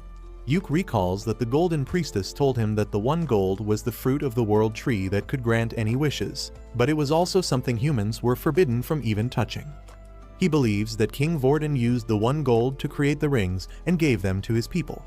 After that, he tried traveling through the dimensions, but his magic was imperfect, and the people of his city were corrupted and turned into monsters. Yuk says that according to the Golden Priestess, the only way of stopping this tragedy is by defeating the king and destroying the One Gold. The director asks him if he can do it, and Yuk replies that he has to do it at all costs. After that, Yuk and Rain head back to their hotel, when suddenly, a carriage stops in front of them and an ugly balding man comes out of it. He tells Rain that he was looking for her, but she doesn't even know who this creep is. He introduces himself as her Uncle Bran, saying that he is here on the behalf of the head of the Crowder family to take her back with him. Rain gets nervous on hearing this, but Yuk hides her behind him and then tells the man that he has got the wrong person. Bran knows Yuke's identity too, and he tells him to not stand in his way because Rain should go back to her rightful family. Yuke refuses, saying that Rain has no family, and Bran sends his guards to take her away by force. Yuke uses snare and sleep spells on the two guards, knocking them out.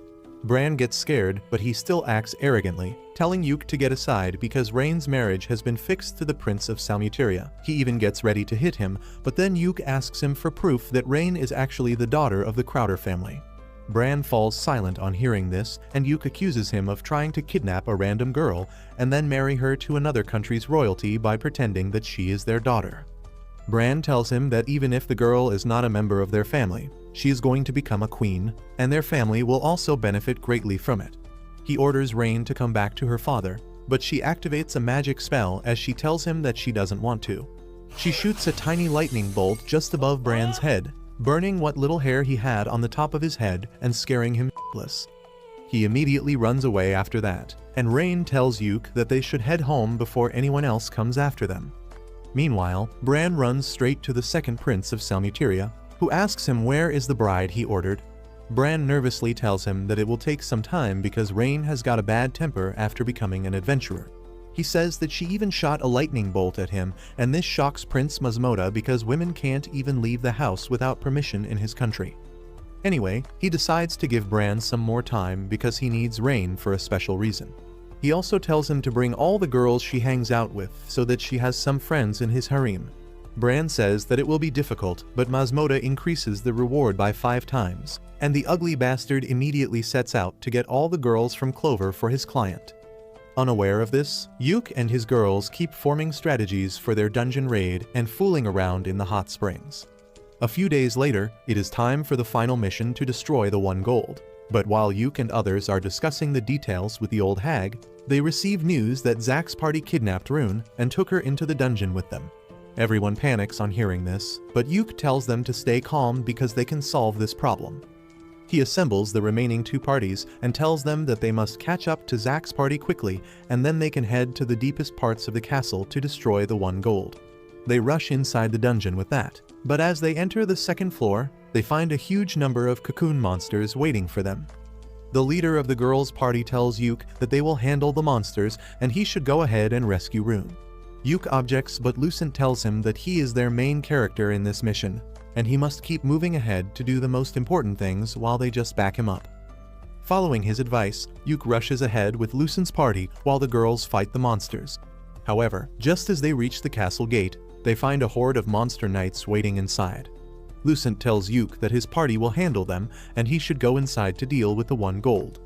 The wizards from Lucent's party begin attacking the monsters to attract their attention, and using this chance, Yuke and his girls slip past them.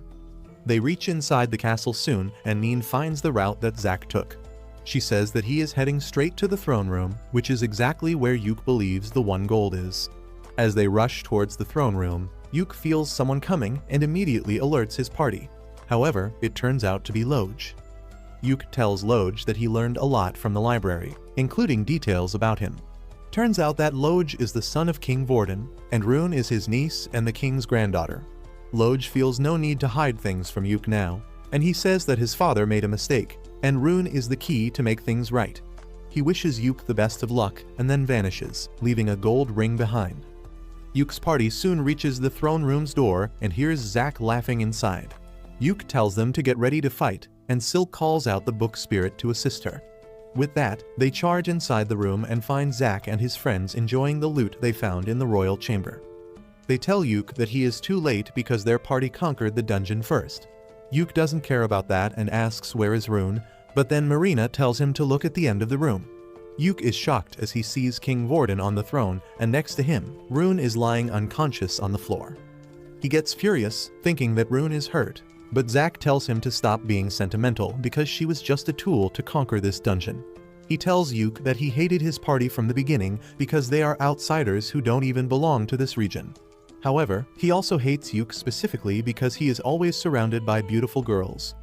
All of Yuke's girls call Zack a jealous incel and tell him to get a life, which makes him even more angry, and he tells King Vorden to give them more power so they can beat the intruders in his palace. The king listens to him and activates the power of the One Gold, freaking Yuke out as he can't predict what is going to happen next. The king uses the power of the one gold and shares it with Zack's party using the golden rings. Yuk panics on seeing them wear the ring and asks if they are stupid to use something so dangerous. Zack mocks him, saying that he is just saying this because he realizes there is no way to win now. He says that the king taught them how to use the rings, and now they can feel the power surging inside them.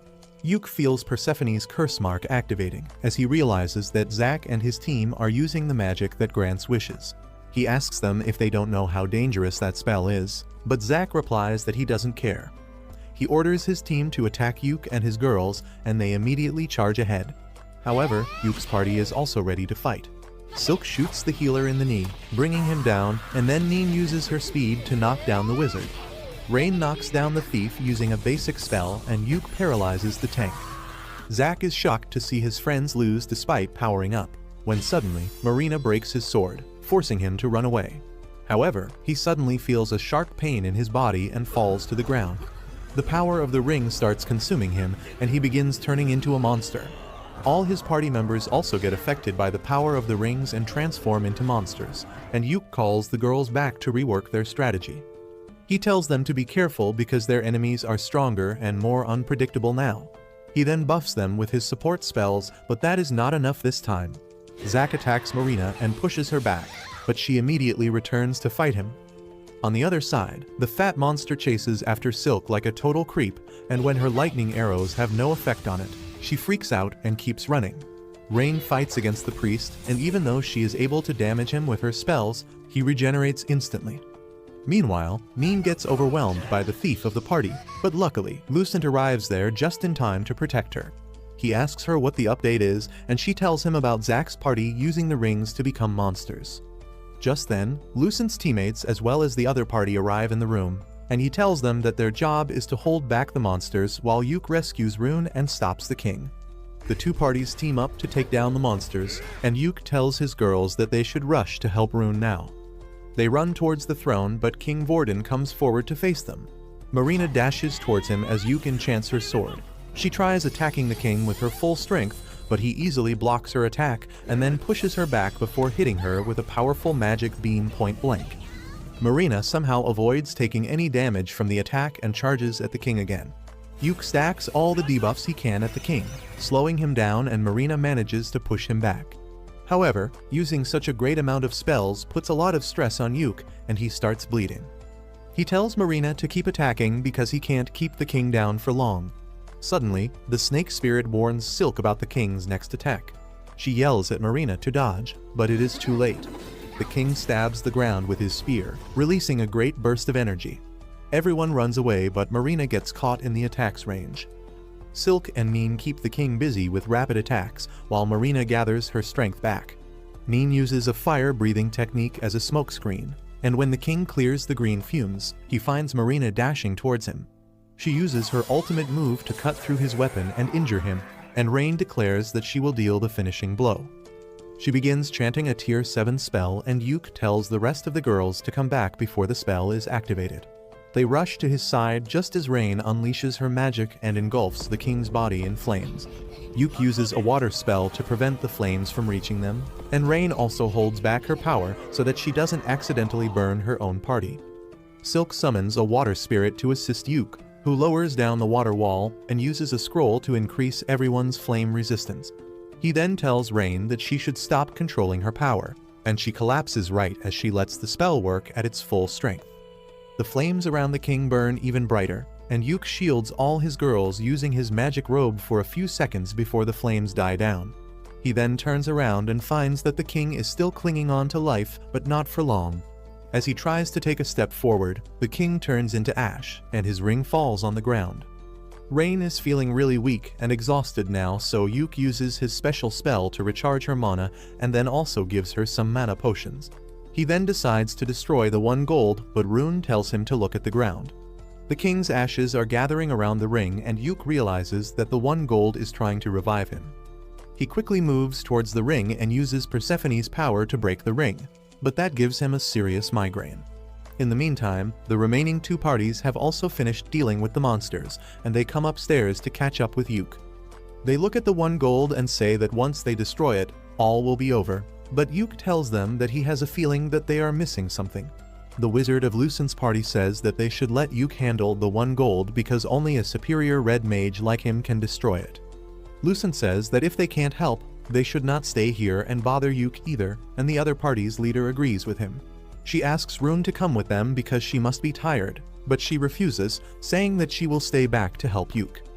She says that she is the Golden Priestess, so she can touch the 1 gold without getting hurt, and Yuke can also do that. However, the rest of them will be exposed to the effects of the twilight if they are present during the process, and they will lose their mind. Yuke agrees with her and says that even if things go wrong here, it will be for the best to reduce the number of victims. His girls take offense on hearing this, as they believe that Yuke is trying to sacrifice himself. While he tries to calm them down, Rain asks Rune if she is sure that they can't do anything to help. Rune tells her that Yuke is special so no one else can help him, and Rain realizes that is true. She suddenly hugs Yuke tightly, telling him that she will be waiting for him at home. Silk and Marina hug him too, but there's no space left for Neen, so she tells Yuke that she needs her hug when he gets back home safely. With that, everyone leaves the dungeon, leaving only Yuke and Rune behind. They walk towards the 1 gold and find Loj sitting on the throne. He tells Yuke that since his father is dead now, he is the official king. Yuke asks if he is going to fight him next, but Loj refuses, saying that now that the king, the priestess, and the mage are on the same side, it will finally be over. He explains that the 1 gold is the real cause of Twilight, and it has destroyed countless worlds before coming to this one, and once they destroy it, no world will face the same danger again. The 3 of them walk towards the treasure, and Loj wishes for a silent end. He then asks Yuke to use the great spell to destroy the 1 gold, and Rune supports him using the power of the Golden Priestess.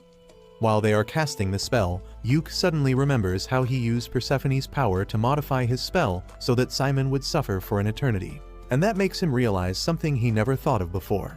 He realizes that the 1 gold is nothing but Simon, cursed to suffer for an eternity without dying.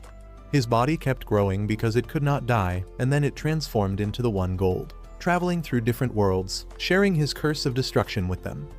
Yuke decides to put an end to Simon's misery and uses the spell to destroy the 1 gold, freeing him from the endless cycle of suffering. As soon as he uses the spell, the 1 gold shatters and the world inside the dungeon starts fading. Everything soon turns completely dark, and Yuke realizes that this dungeon was just an extension of the Infinite Darkness dungeon, which was trying to correct an anomaly within itself. Suddenly, Loj starts vanishing because now there is no need for him to exist in this world. He tells Yuke to take care of Rune for him, and then asks her to live her life freely because he and her parents have always wished for her happiness. He completely vanishes with that, and Yuke asks Rune to come with him because she is a member of his family.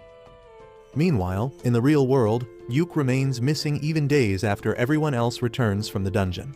One day, the bald guy named Bran corners Rain on the streets again, and she immediately points her staff at him to tell him to go away.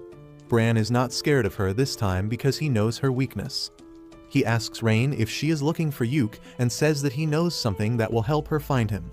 Rain is curious now, and Bran tells her about an artifact called Seeker's Compass that can detect the location of any object or person. The desperate Rain asks Bran how can she get it, and he tells her that the compass is with Prince Mastoma of Salmuteria, and he can take her to him so that she can negotiate about the compass directly. He tells her that if she succeeds in getting the prince on her good side without offending him, he will give her the compass, but for that, she needs to leave right now. Rain is unsure about that, but Bran tells her that nobles and royals don't have free time like peasants, and if she wants to meet a prince, she must come with him right now. He starts walking away, telling her that she is free to not trust him, but it won't be his fault if she keeps on waiting and Yuke's dead body turns up at the Adventurers Guild. Rain gives in to the emotional blackmail and agrees to go with Bran, and the fat bastard tells her that he knows she is worried about her friends, so she can write a letter to them which he will deliver later. Rain agrees to this, and Bran laughs to himself, thinking that he is finally going to get rich by selling the girl to Prince Mastoma. Meanwhile, Yuke is still struggling to get out of the Infinite Darkness dungeon with Rune on his back. He feels completely lost with his sense of time, distance, and direction being messed with the darkness all around him. Suddenly, he hears Rain's voice calling his name and sees a light in the distance. Yuke feels like this could be the exit, and he lifts Rune in his arms as he runs into the light. The next moment, they both find themselves underwater, and Yuke grabs Rune's arm as he carries her to the surface. They are both exhausted and drenched once they reach the ground, and Yuk starts a fire to warm themselves up. He looks around and figures out that they are not far from the dungeon, and tells Rune that once their clothes are dried, they will start searching for a road that will lead them to the nearby city. They reach their inn by sunset, and the manager immediately alerts the girls as she sees Yuk coming. Marina and Silk run outside and hug Yuk tightly. They begin telling him how worried they were with teary eyes, and Yuk tells them that they are overreacting. Marina yells at him that he has been missing for 2 weeks now, and that shocks Yuk because he thought he was in the dungeon for just half a day.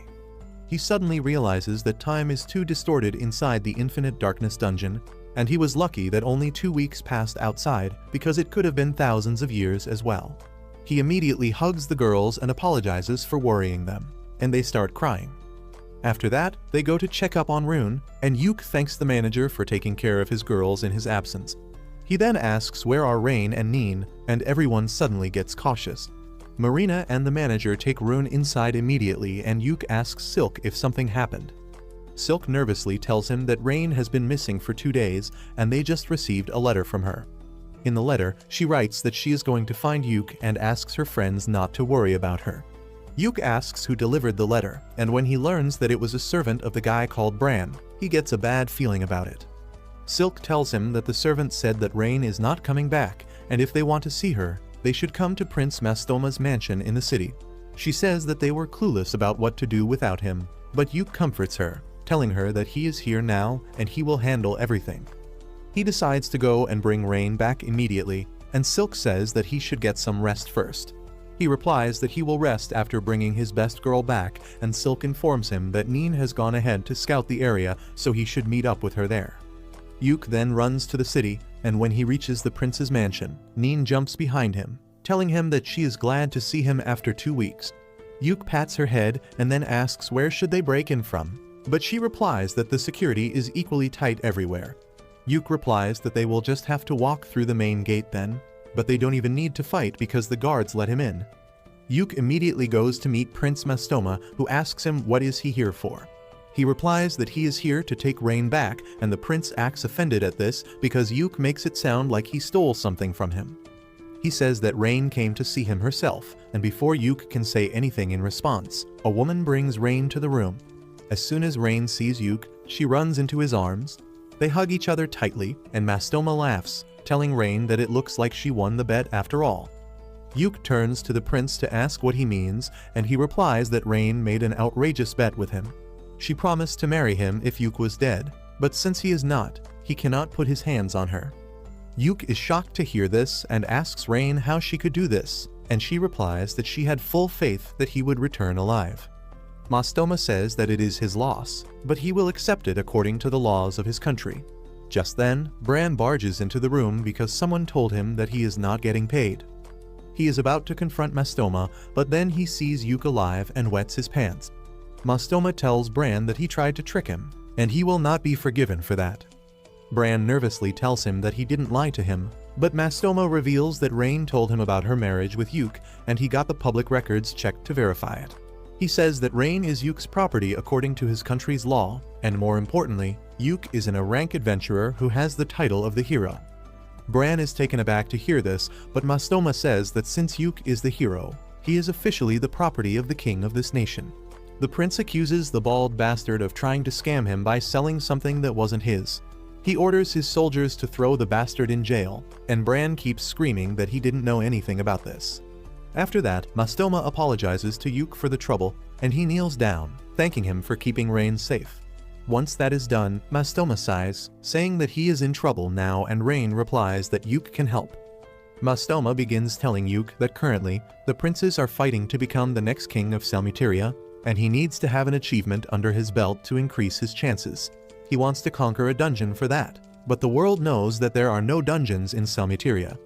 Yuk says that he has heard about that as well, and Mastoma reveals that there is actually a dungeon in his country, but it has always been kept a secret. Yuk panics on hearing such a big secret of another country, but Mastoma tells him that he wants to conquer that dungeon. He adds that there are no true adventurers in his country, and Yuk realizes that he wanted Rain mainly to do adventuring for him. Mastoma tells him that he believes that there is a legendary treasure called the Staff of Kingship in the dungeon, and if he can get it, he will definitely become the king. He explains that currently, the next king of Salmuteria is decided based on achievements, but 12 generations ago, the staff of kingship used to decide it. The staff went missing at the same time when the dungeon was sealed, and Mastoma is sure that it is inside it.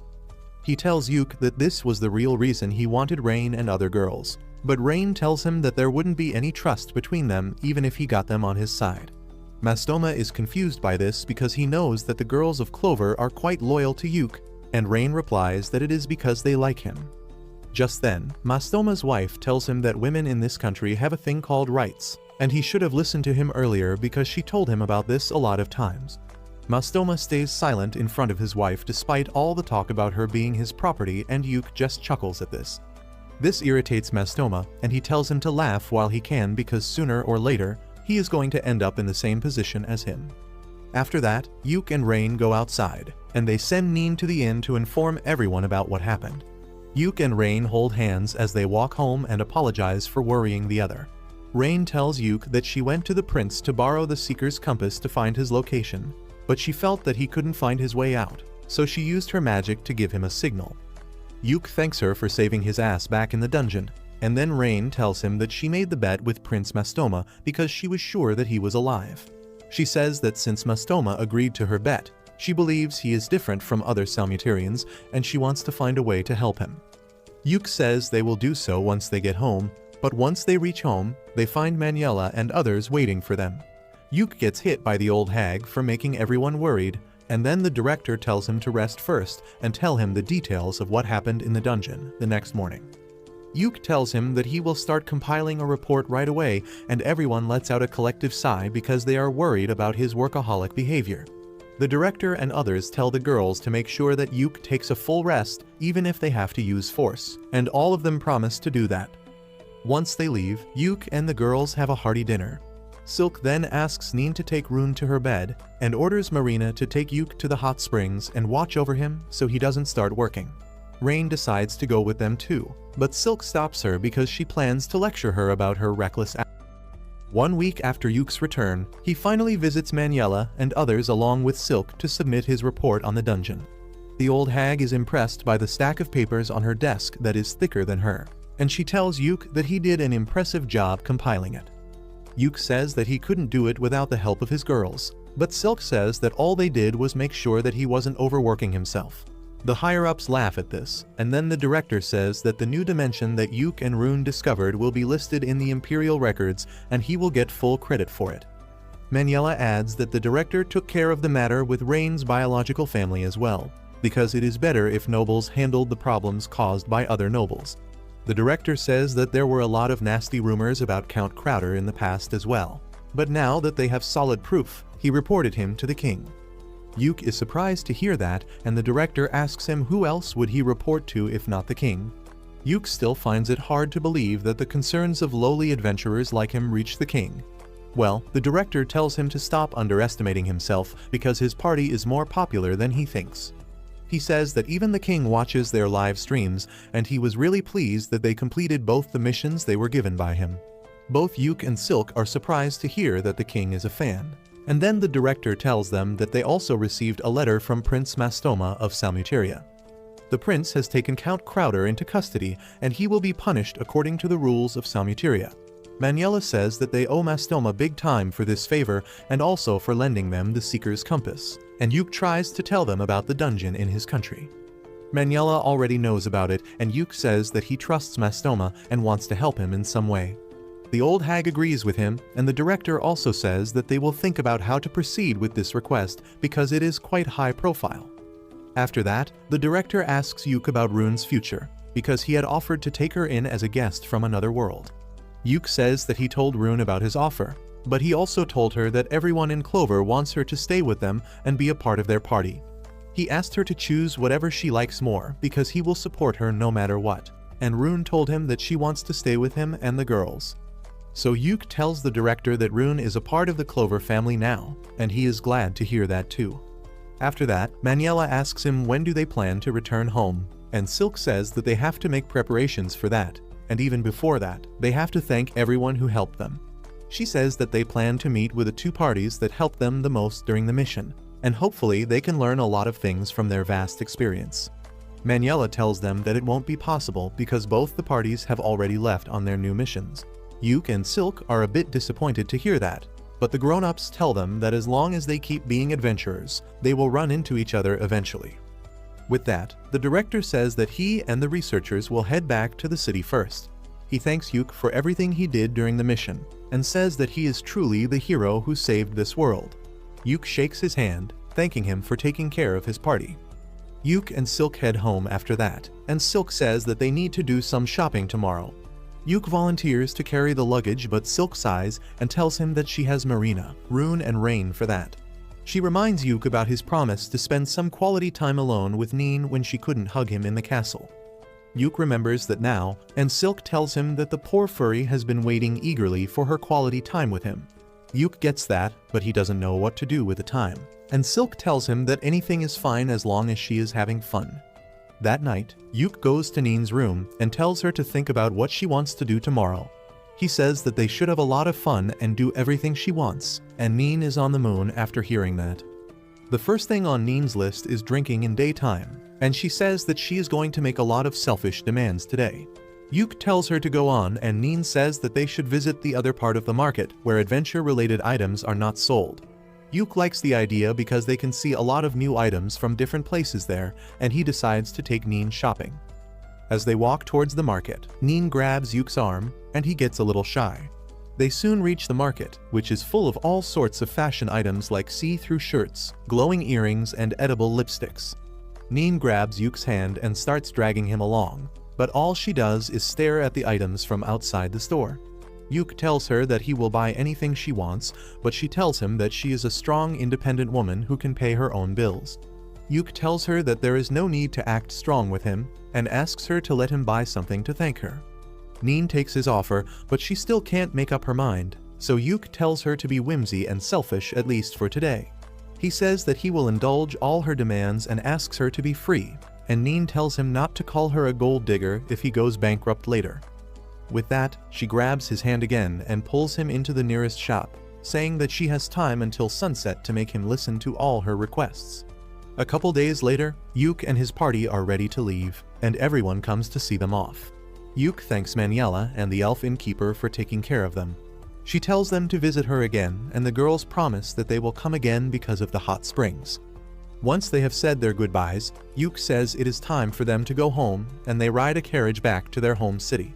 On the way, Marina teaches Rune how to handle the horses, and everyone has a lot of fun enjoying jolly dinners and watching the beautiful scenery. They finally return to their city after traveling for 2 weeks.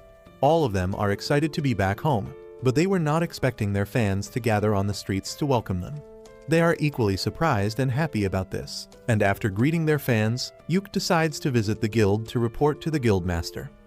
He sends the girls ahead as he enters the guild, where the receptionist Mammer welcomes him with a bright smile. Yuke thanks her for helping with Rain's problems, but Mammer shushes him, saying that someone might overhear their conversation, and that can create problems later. However, she gladly accepts his thanks and says that she is looking forward to see how he repays her for it.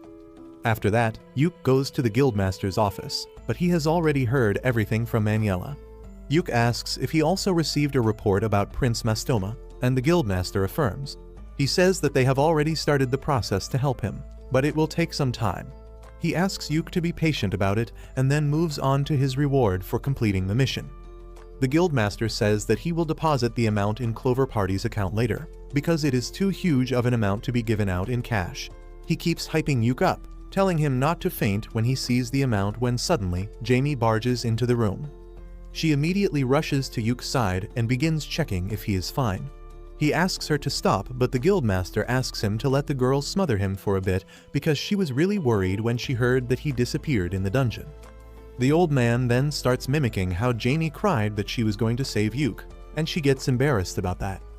Yuke thanks Jamie for worrying about him, and she replies that she was only worried that she won't get the medicine for her brother if he died. Well, the guildmaster rats out that tsundere immediately, mimicking her again and revealing how she declared that she will be the one to save Yuke once she can go on adventures again.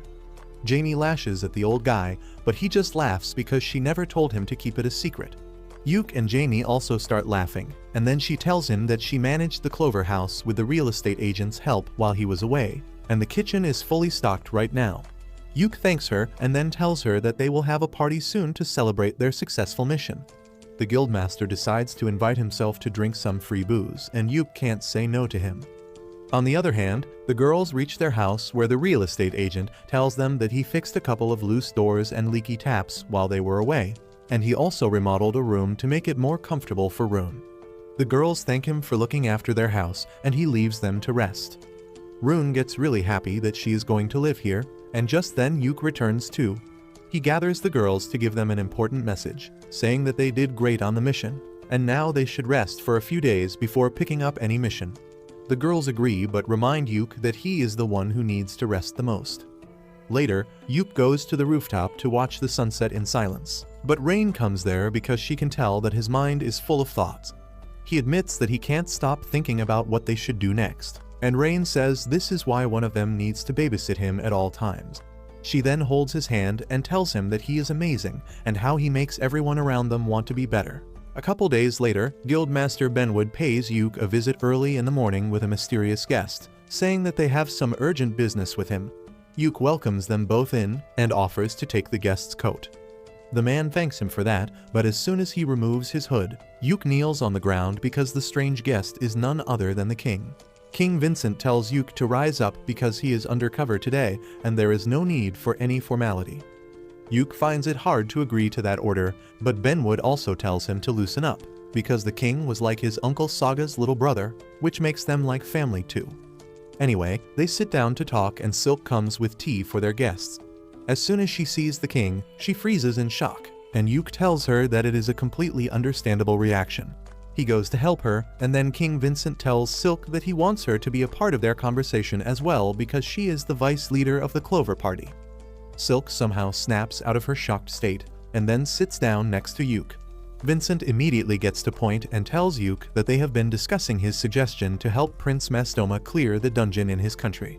He says that Mastoma also sent him a letter about the same, and he has decided to help him. Yuke thanks Vincent for that, and in response he takes out a small wooden box from his pocket and places it on the table. He tells Yuke that this is the advance payment for his next quest and urges him to open it. Yuke finds a silver brooch with a green gemstone inside the box, which leaves him completely speechless.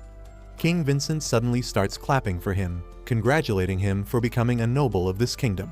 Benwood also congratulates Yuke, saying that now he is also a dungeon count like him. Silk is still trying to figure out what is happening, and Benwood explains that only the adventurers who have greatest accomplishments in dungeon exploring are given the title of a noble, and now Yuke is one of them. Yuke still can't believe that he has been given the highest possible honor for an adventurer, and he tries to return the brooch, but the king tells him that they don't do that here. He then tells Yuke that he has already talked with the parliament and they have agreed to send an adventurer party to the dungeon in Salmuteria. The king believes that the new dungeon that Yuke just cleared might have affected the Salmuteria dungeon in some way, and they can't afford to ignore something like that. He says that they are considering the first attempt at exploring the dungeon as a trial, and then lays out some documents on the table. As Yuke reads the documents, he finds that they are about the trials of various streaming devices, and even setting up a temporary adventurer guild in Salmuteria to strengthen the relationship between the two nations. Vincent and Benwood tell him that they could not let him take on Mastoma's request personally because it would create many political problems. That is why they decided to make it a joint operation between the two kingdoms. Vincent adds that the timing was just right for it because Salmuteria had approached their kingdom with an interest in the streaming technology they use. However, if the trials start with a huge scale right off the bat, that may create some problems as well, and therefore they are going to start it in a remote village under Mastoma's supervision. Vincent explains that the trials will be done in an area called the Death Valley, but since there is no established city there, Mastoma is creating one right now on his request. That means Yuke and his party have to wait for at least 6 months before entering Salmuteria. Vincent says that they have already sent the streaming technology and technicians there to set up the groundwork before the adventurers reach there, but he has one last thing for Yuke. He hands him a letter, and just as Yuke opens it, he stands up from his seat because the letter is a direct order from the king himself.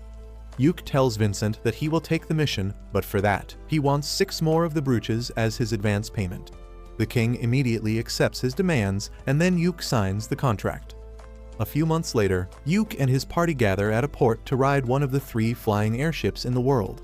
While everyone stares at the magic airship like a kid, Silk turns into a conspiracy theorist who says that something this big can never fly.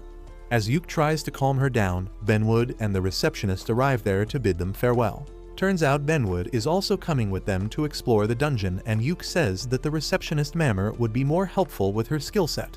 However, Benwood tells them that in case a monster stampede occurs, he will be their best bet.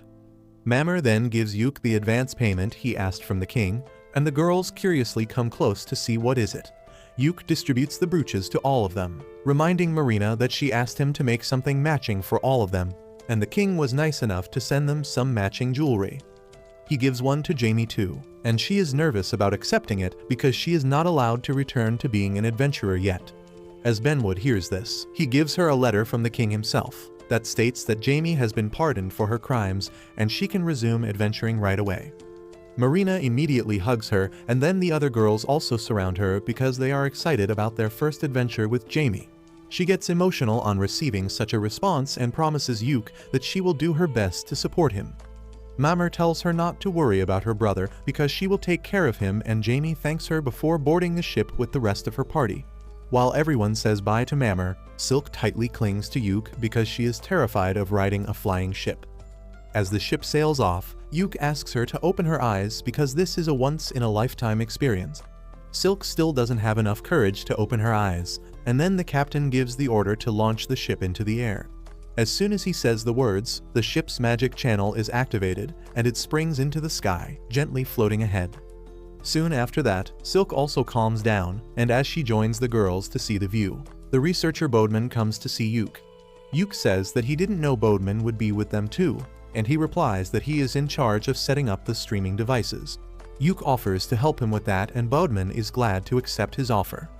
He then says that the king made quite a bold decision this time, and Rain asks the guys what they are talking about. Yuke explains that King Vincent is supporting Mastoma, which means he is backing him as the candidate to become Salmuteria's next king.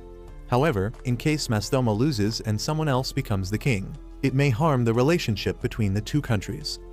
Bodeman says that it all depends on Yuke now, and then tells everyone to have a fun time in Salmuteria. Later that night, Yuke goes to the room where all the girls are staying and tells them that there is something they might need to know about the brooch. He nervously says that while they are a matching accessory for the Clover Party, they also mean that all the girls are his property. He tries to explain it so that he doesn't sound like a misogynist piece of shit, and says that in Salmuteria, women are considered to be the property of men. He says that the brooches will tell everyone that they belong to him, and the men in Salmuteria will not mess with them. He asks them to bear with it, even if the idea disgusts them, but the girls have no problem at all. Rune suddenly asks if this means that they are all Yuke's wives, and the other girls jump on the bandwagon without wasting any time. Yuke, however, gets flustered and tells them that they can refuse if they want, and the girls pity him because he doesn't realize that all of them will let him put a baby in them right now. However, they don't tell him their true intentions as well, so it is also their fault that he is so clueless. Rain then asks Yuke if they should call him darling since they are pretending to be married, and his incel heart almost gives out on hearing that. He asks everyone to call him normally because doing something they are not comfortable with can be problematic. Suddenly, Min raises her hand because she has a question too. She asks Yuke who is going to be his head wife, because in Salmuteria, every guy with a harem has a head wife who is basically the boss of the harem. Yuke thinks about it for a while, and then names Rain as his head wife because she has already met Prince Mastoma, and she knows the full story of this mission. Everyone else also agrees to the suggestion, and then Yuke decides to leave for his room. Marina teases him, asking if he wants to sleep with his wives tonight, and the flustered Yuke leaves in a hurry. As he is walking back to his room, Rain runs after him, asking if he was being considerate of him just now. Yuke affirms, saying that they can't just tell everyone else that she is a noble by blood and they are already legally married. Rain understands his point, but she tells him that their bond is a special one, and he doesn't need to force himself to do anything he doesn't want. He pats her head, saying that he wanted to do it for her, and Rain hugs him, telling him that he can be more unguarded around her. A few days later, their ship finally reaches Salmuteria, and as Yuke watches over the landscape with Benwood and Bodeman, They say that they will probably camp at the landing site for tonight. Benwood says that even though Prince Mastoma promised to send someone to escort them to the city, they will probably not travel during the night, and Bodeman hopes that is true.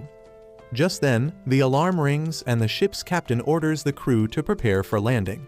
As they go down the clouds, Uke gets really excited about what he is going to see in the Salmuteria kingdom. But the first thing they come across after landing is a gang of vicious bandits. Uke remarks that the timing of the bandits is quite suspicious, as if they already knew about them. Benwood agrees with him too, and he cracks his knuckles, saying that they should beat up the bandits to learn who sent them here. Uke and his girls also draw their weapons to fight, and then the bandits charge at them furiously. Soon after they are done beating the bandits, Mastoma arrives there personally to welcome Uke's team. As Uke kneels to greet him, Mastoma says that the bridge leading to this place was badly damaged, so he had to arrange for a boat, and they got late because of that. He then asks Uke to get up because he doesn't want any formality between them, and says that they should talk as equals. Uke nervously says that he can't do that, but Mastoma simply lifts him up, refusing his refusal. He then thanks him for his efforts in convincing the king of Welmelia to explore the dungeon, but Uke says that he is just repaying the favor. With that, they turn their attention to the captured bandits, and Uke asks the prince if he knows anything about them. He replies that they might have been sent by his elder brother Rafuma, who is really desperate to win the battle for the crown. Mastoma talks about how his brother has tried to kill him many times before, but he always survived and beat him at his own game. He orders his men to take the bandits away and start interrogating them, and then warns Uke to be more careful from now on. Uke asks him if he can tell Benwood and others about Prince Rafuma being behind the attack, and Mastoma has no problem.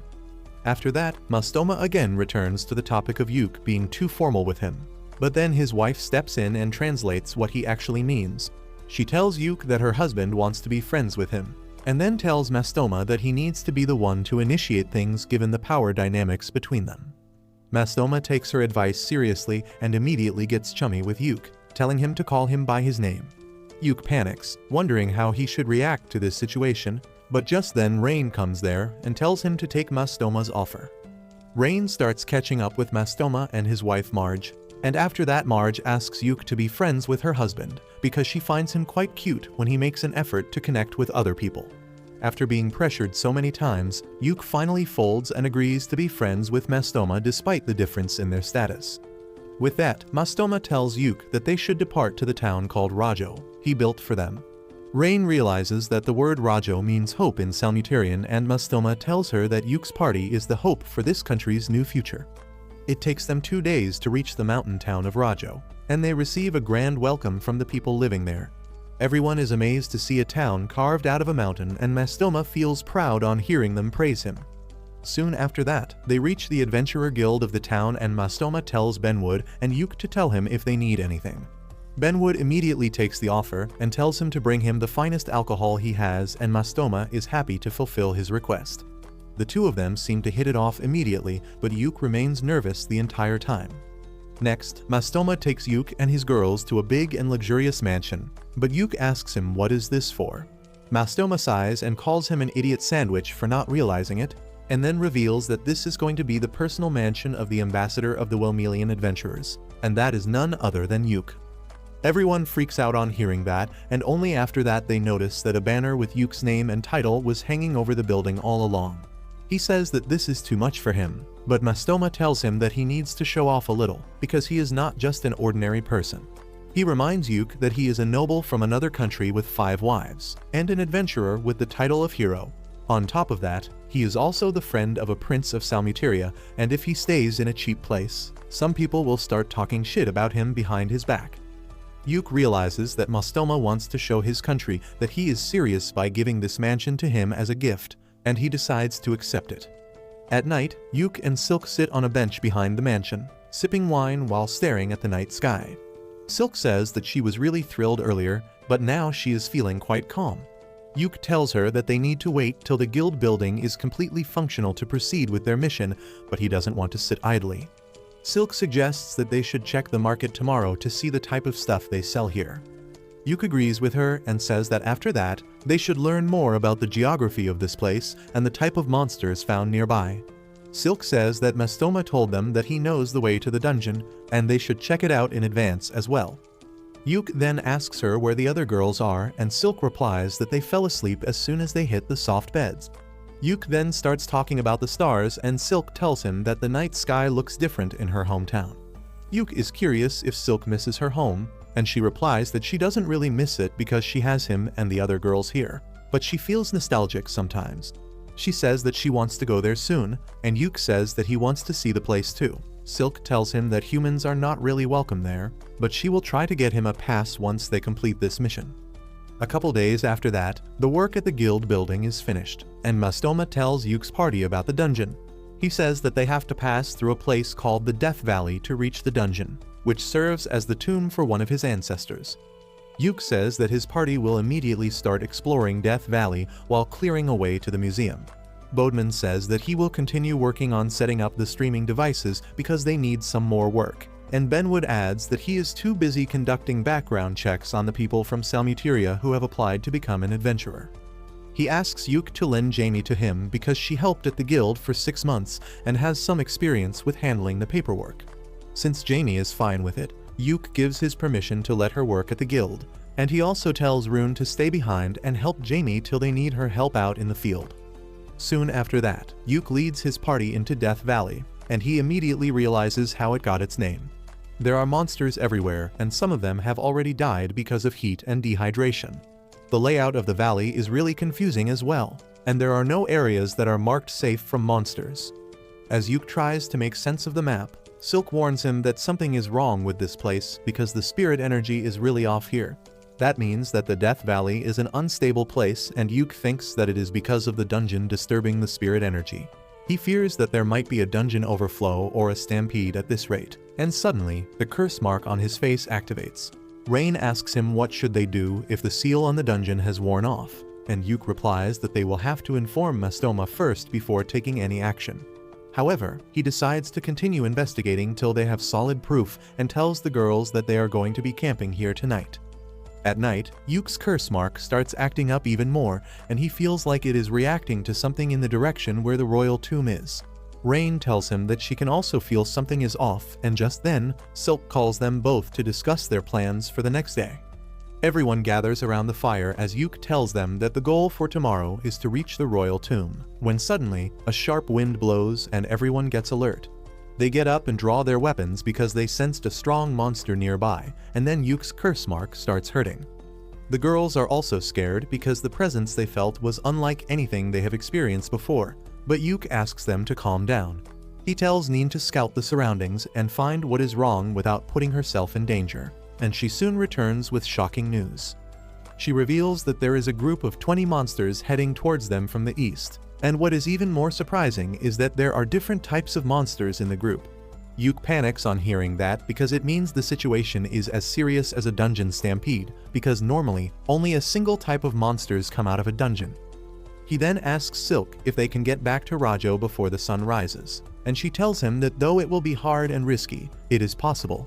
Yuk decides to take that risk because reaching the town and informing everyone comes first.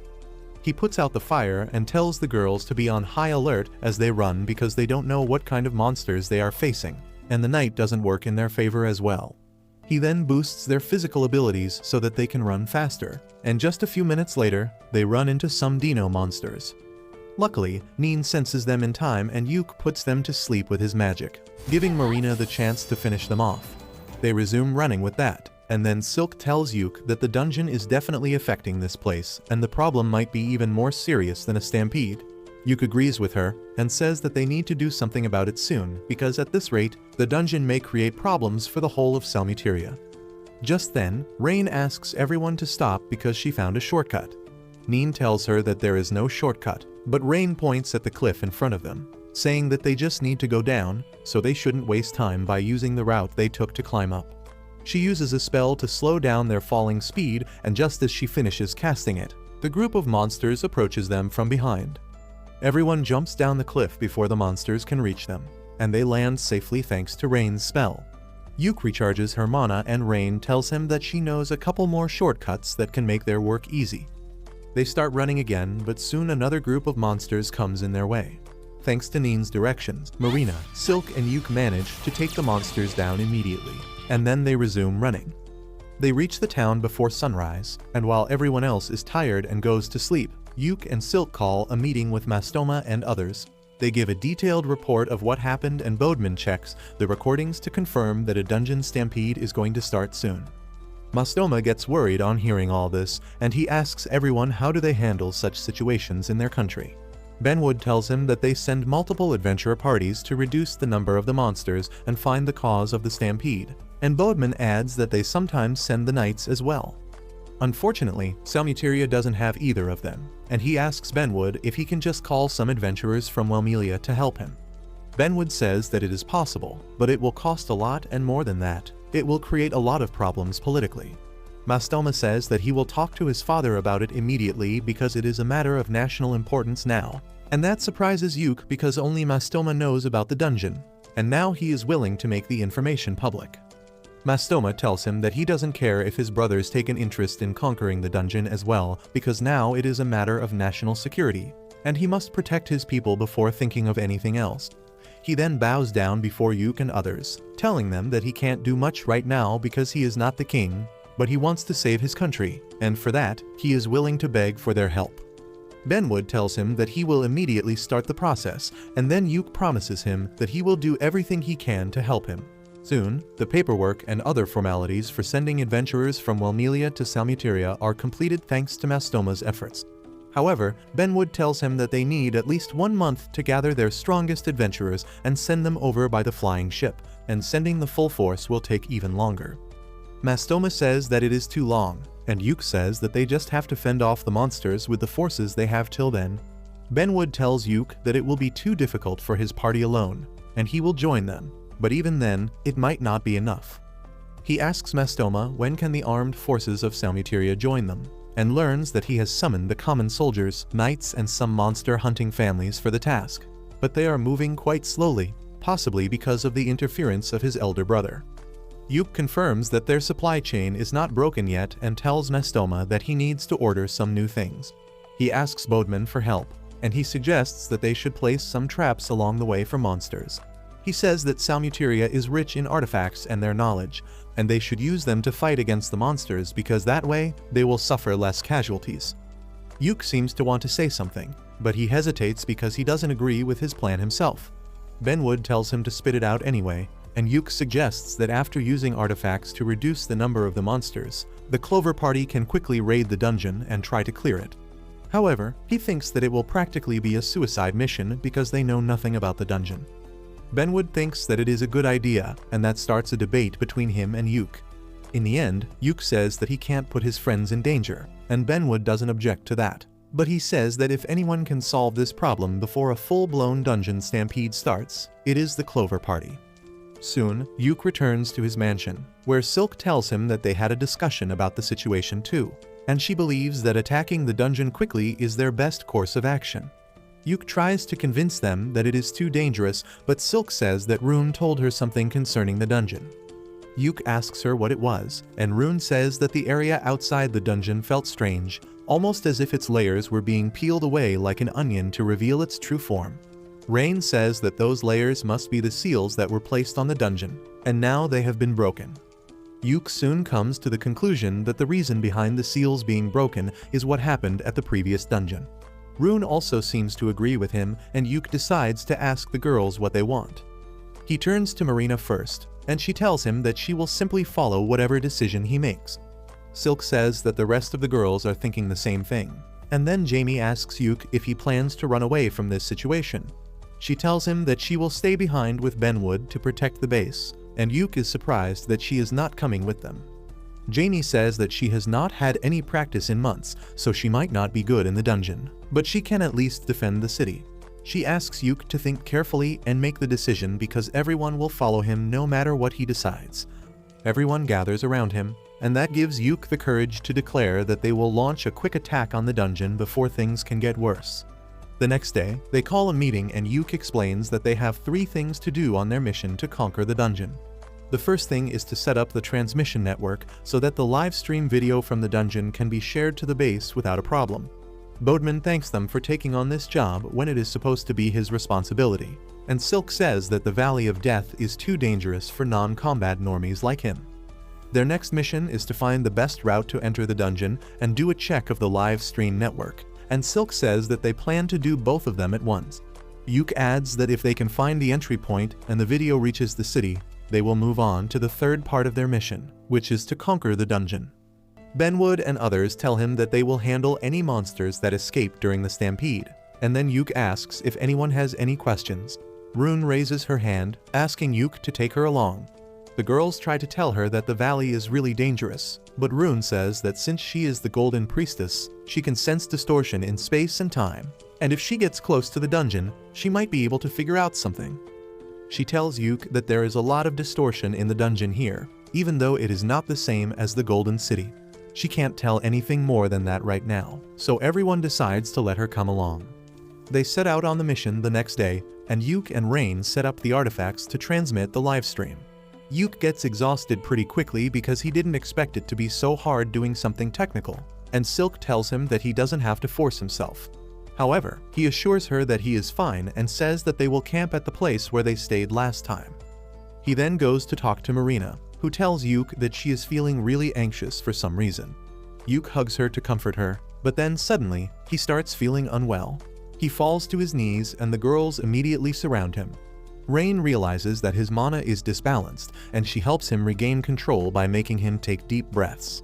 Just then, Neen comes there running with an urgent news, and Yuk buffs everyone so that they can see what she found. Neen takes them to a cliff from where they can see a giant dark sphere located in the same direction as the dungeon. Yuk starts feeling uneasy after seeing it, and the curse mark on his face appears. He feels like he has seen the dark bubble somewhere else, but he can't remember where. He decides that the dark bubble is really dangerous, and they need to get away from this region immediately.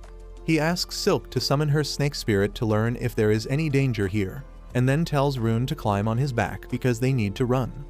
They reach at dawn, and everyone feels more relieved physically and mentally.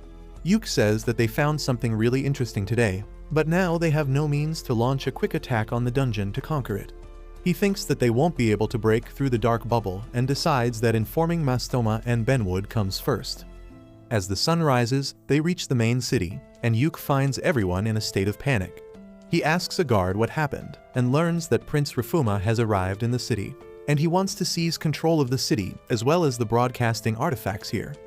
Yuk immediately decides to intervene in the matter and goes to Mastoma's office, and he can hear the two princes yelling at each other all the way from the corridor. He takes a deep breath as he opens the door, and then introduces himself to Rafuma, who mocks him for being just a king. Mastoma asks Yuk to ignore the fat bastard and give his report, and Yuk tells him about the big black barrier that is surrounding the dungeon. He says that the barrier is radiating a dark and tense energy that has made the monsters go crazy, and at this rate, a dungeon raid is out of the question.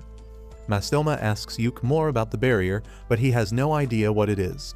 Just then, Rune arrives there in her Golden Priestess form and says that the Black Barrier is actually this world's outer sea. She explains that every world is like a bubble floating in a sea of darkness. Mastoma has heard about the multiverse theory, and he asks Rune if the Sea of Darkness is flowing into this world. Rune tells him that it is something else entirely, because it appears that this world has become an inverted dungeon. She says that soon, this world will be covered by complete darkness like the one she and Yuk experienced in the past, and they need to clear the dungeon before that. While Yuk and Mastoma are worried about this, Rafuma thinks that it is just a pile of He tells Yuk to leave his country because the problems started the moment he came here, but Mastoma tells him to go away if he can't help. They stare at each other with hatred and anger for a while, and then Rafuma leaves, telling Mastoma that they are not done talking yet. Just as he leaves, Benwood comes running with another urgent news. He tells Mastoma and Yuk that a strange black barrier has appeared in dungeons all around the world, and he already knows that this is the sign of an inverted dungeon. Benwood explains that a tragedy like this occurred 16 years ago, and Yuk says that he has never heard of anything like that. Benwood says that it was kept top secret, and the reason he knows this is because he was a member of the party that sealed the inverted dungeon in infinite darkness. He says that they found an abyss door leading to another world in the Infinite Darkness dungeon and managed to seal it, and Mastoma asks more about that. Rune explains that Infinite Darkness is a stairway to multiple worlds. All the dungeons originate there, and eventually they return to it once they are destroyed. This makes Yuke realize that all the dungeons in the world are connected to each other, with infinite darkness being the common point. He tells Benwood that the abyss gate his party sealed has been opened, and the darkness flowing through it is leaking out through other dungeons, and that is the cause of the black barrier around the dungeons. He says that if they don't do anything, the entire world will be engulfed by darkness, and that means they need to cut off the problem at its root. He declares that they need to conquer the abyss gate at the bottom of the infinite darkness dungeon, because that is the only way to save the world. Hearing those words reminds Benwood of his glory days, when he raided the infinite darkness dungeon with his party that included the receptionist Mammer, the old hag Maniela, and Yuke's uncle Saga. After sealing the abyss gate, Benwood said that this is only a temporary relief measure, and until they defeat the Demon King, the dungeon would become active again and the world would be in danger of being swallowed by darkness. Saga remarked that the same thing happened to Yuke's homeland, but he was hopeful that someday, a hero would arrive to defeat the Demon King and conquer the infinite darkness once and for all. Back at the meeting, Benwood tells Yuke that if he plans to close the infinite darkness dungeon, they need to send a special investigation team in to find more details about it. He says that they can't protect an investigation team while trying to clear the dungeon, and Yuke simply replies that they won't take them along. He declares that they will destroy the infinite darkness dungeon, but Benwood tells him that his party tried to do the same but they failed. He says that they could only seal the dungeon, and this fact was kept a top secret for the longest time. However, he agrees that destroying the dungeon might be their only way to save the world, and he tells Yuke that he will immediately write a letter to the king to send the flying ship here to take them back home. Benwood says that he will ask the king to issue another royal order to gather all rank adventurers, and Yuke suggests that the investigation team can try to find more by the time they return. Mastoma asks how long will it take them to reach Infinite Darkness Dungeon, and Benwood replies that between the official procedure and the ship returning here, they will need at least 2 weeks. Yuke panics because it will be too late by then and asks if there is no faster way. Benwood tells him to take a break now because he has been moving constantly for the last 24 hours. He tells him to take some rest before they discuss things properly, and though Yuke is still impatient, Rune tries to calm him down, telling him that Benwood is right. Mastoma also tells him to rest and calm his mind before thinking about the problem, and since everyone insists, Yuke decides to take a break. At night, as Yuke is trying to sleep, he suddenly recalls Rune saying that all dungeons in the world are connected to infinite darkness, and he suddenly realizes a way to reach it quickly. He immediately runs to Mastoma's palace to wake him up and tells him that he will enter the infinite darkness dungeon through the dungeon in Salmuteria. Mastoma is not even sure if this will work, but he promises to lend Yuke the Seeker's Compass that can help him find his way inside the dangerous dungeon. He asks about the odds, and Yuke says that he has a 50% chance to succeed, and because the mission is going to be too dangerous, he will go in alone. Mastoma asks him if he has some kind of death wish, but Yuke reveals that he has got the blessing of an evil god from another world that will keep him safe. He says that with the Seeker's Compass, he will find a way to infinite darkness, and Mastoma likes the plan. He agrees to support him, but before doing that, he tells Yuke to go and discuss this stuff with his harem because he shouldn't be risking his life without letting them know the risks. He then points at Rain, who heard Yuke running and chased after him, and Yuke panics on seeing her. Rain is really pissed at him for trying to do something so risky without telling anyone, and she tells him to be prepared for a lecture when they reach home. She thanks Mastoma for trying to talk some sense into Yuke, and with that, the two of them go back to their mansion. Rain keeps pouting and sulking all the way, and to make her forget why she is even angry, Yuke, the smooth criminal, hugs her from behind. They start flirting with each other, and then share their first kiss. Yuke's curse mark suddenly activates and its power channels through Rain, making her feel something weird.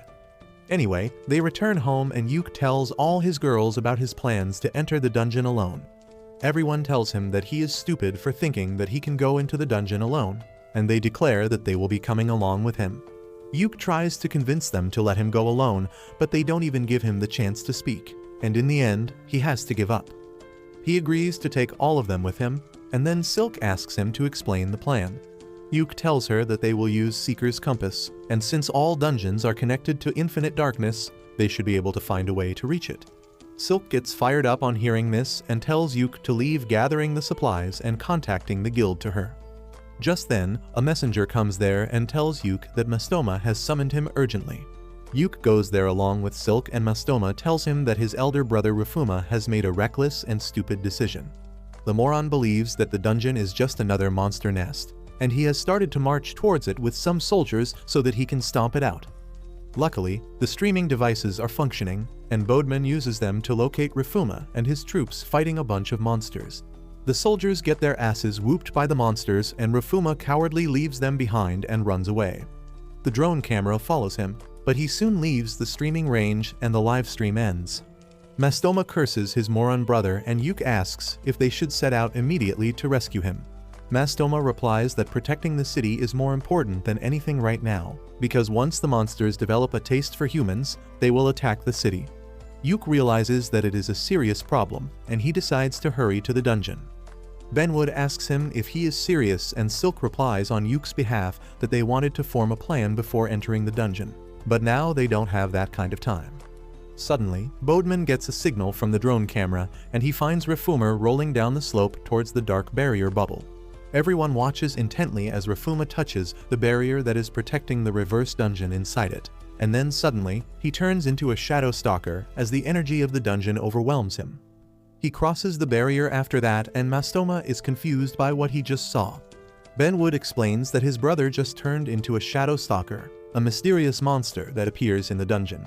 He says that now Mastoma has less competition for the throne, and they just discovered how shadow stalkers are born. Silk says that shadow stalkers are basically humans who get turned inside out after touching the reverse dungeon, and Yuke freaks out because he can't risk his girls turning into monsters by taking them to the dungeon. Just when all hope seems to be lost, a familiar face walks through the door, and both Yuke and Benwood are dumbfounded. Yuke's uncle Saga has returned when the world needs him the most, and he tells Yuke that he has grown up quite nicely. Yuke freaks out and asks how did he return, and more importantly, where was he all this time? Benwood also has the same question because after they sealed infinite darkness in the past, Saga vanished without informing anyone. Saga tells both of them to take a chill pill and then starts talking to Silk, saying that if she is not satisfied with Yuke, she can always get the same genes from his uncle. Mastoma is curious about the new guy too, and once he and Saga are finished introducing themselves, Benwood tells him to get to the point. Saga tells him that he has been busy with a lot of things, but he returned in time to stop the reverse dungeons from devouring the world. Benwood is astonished by his confidence and asks if he can really do something about them, and Saga replies that he can't do anything alone, but with Yuke's help, he will solve the problem. Later that night, Saga goes over to Yuke's mansion, and they catch up on lost time. After teasing Yuke about his harem, Saga gets to the point and tells him that he has a stigmata that common people can't notice. Yuke asks him what is that, and Saga tells him that the curse mark on his face is a part of giving up his humanity. Yuke tells him that he got it from Persephone, the ruler of the underworld, and Saga is low-key jealous on hearing this. He explains that the stigmata or curse mark is proof of Yuke's identity in worlds other than this one. Yuke realizes that this proof protected him when he was in the inverted dungeon earlier, and Saga confirms that theory. He says that Rain had the same thing on her as well, and he is pretty sure that Yuke gave it to her. Yuke suddenly realizes that he gave Rain more than some tongue action and a mouthful of bacterias when they kissed, and soon, the news reaches all his girls. As desperate as they are, all of them tell Yuke to give them the stigmata because that will make them stay unaffected by the inverted dungeon's powers. Yuke is taken aback at this, but Rain gives him permission to kiss other girls even though it will make her jealous. Saga also tries to warn them one last time, telling the girls that if they enter the reverse dungeon, there is a chance that they may never return. However, all of them are determined to stay by Yuke's side till the end, and Saga tells them that they should do whatever they want because they are full-fledged adventurers. A few days later, Yuke and his party are ready to raid the dungeon, and Saga confirms if he gave the stigmata to everyone. Yuke shyly says that he gave it to everyone except Rune because he is not a PDF file, but luckily she doesn't need it. Saga tells him all the best for his mission and says that in the meantime, he will use a special teleportation artifact to reach the capital city with Benwood so they can enter the Infinite Darkness dungeon from there. He gives Yuke a pep talk about how the fate of the world is on his shoulders now and then departs for the capital city. After that, Mastoma also wishes Yuke the best and gives the Seeker's Compass to Rain because she is the only one who knows how to use it. Bodeman also tells Yuke that he will personally supervise the livestream to make sure it reaches everyone. With that, they leave for the inverted dungeon, and once they reach it, Yuke asks everyone to do a final check. They tell him that they are ready for everything, and Yuke gives them the signal to begin the most important mission of their life.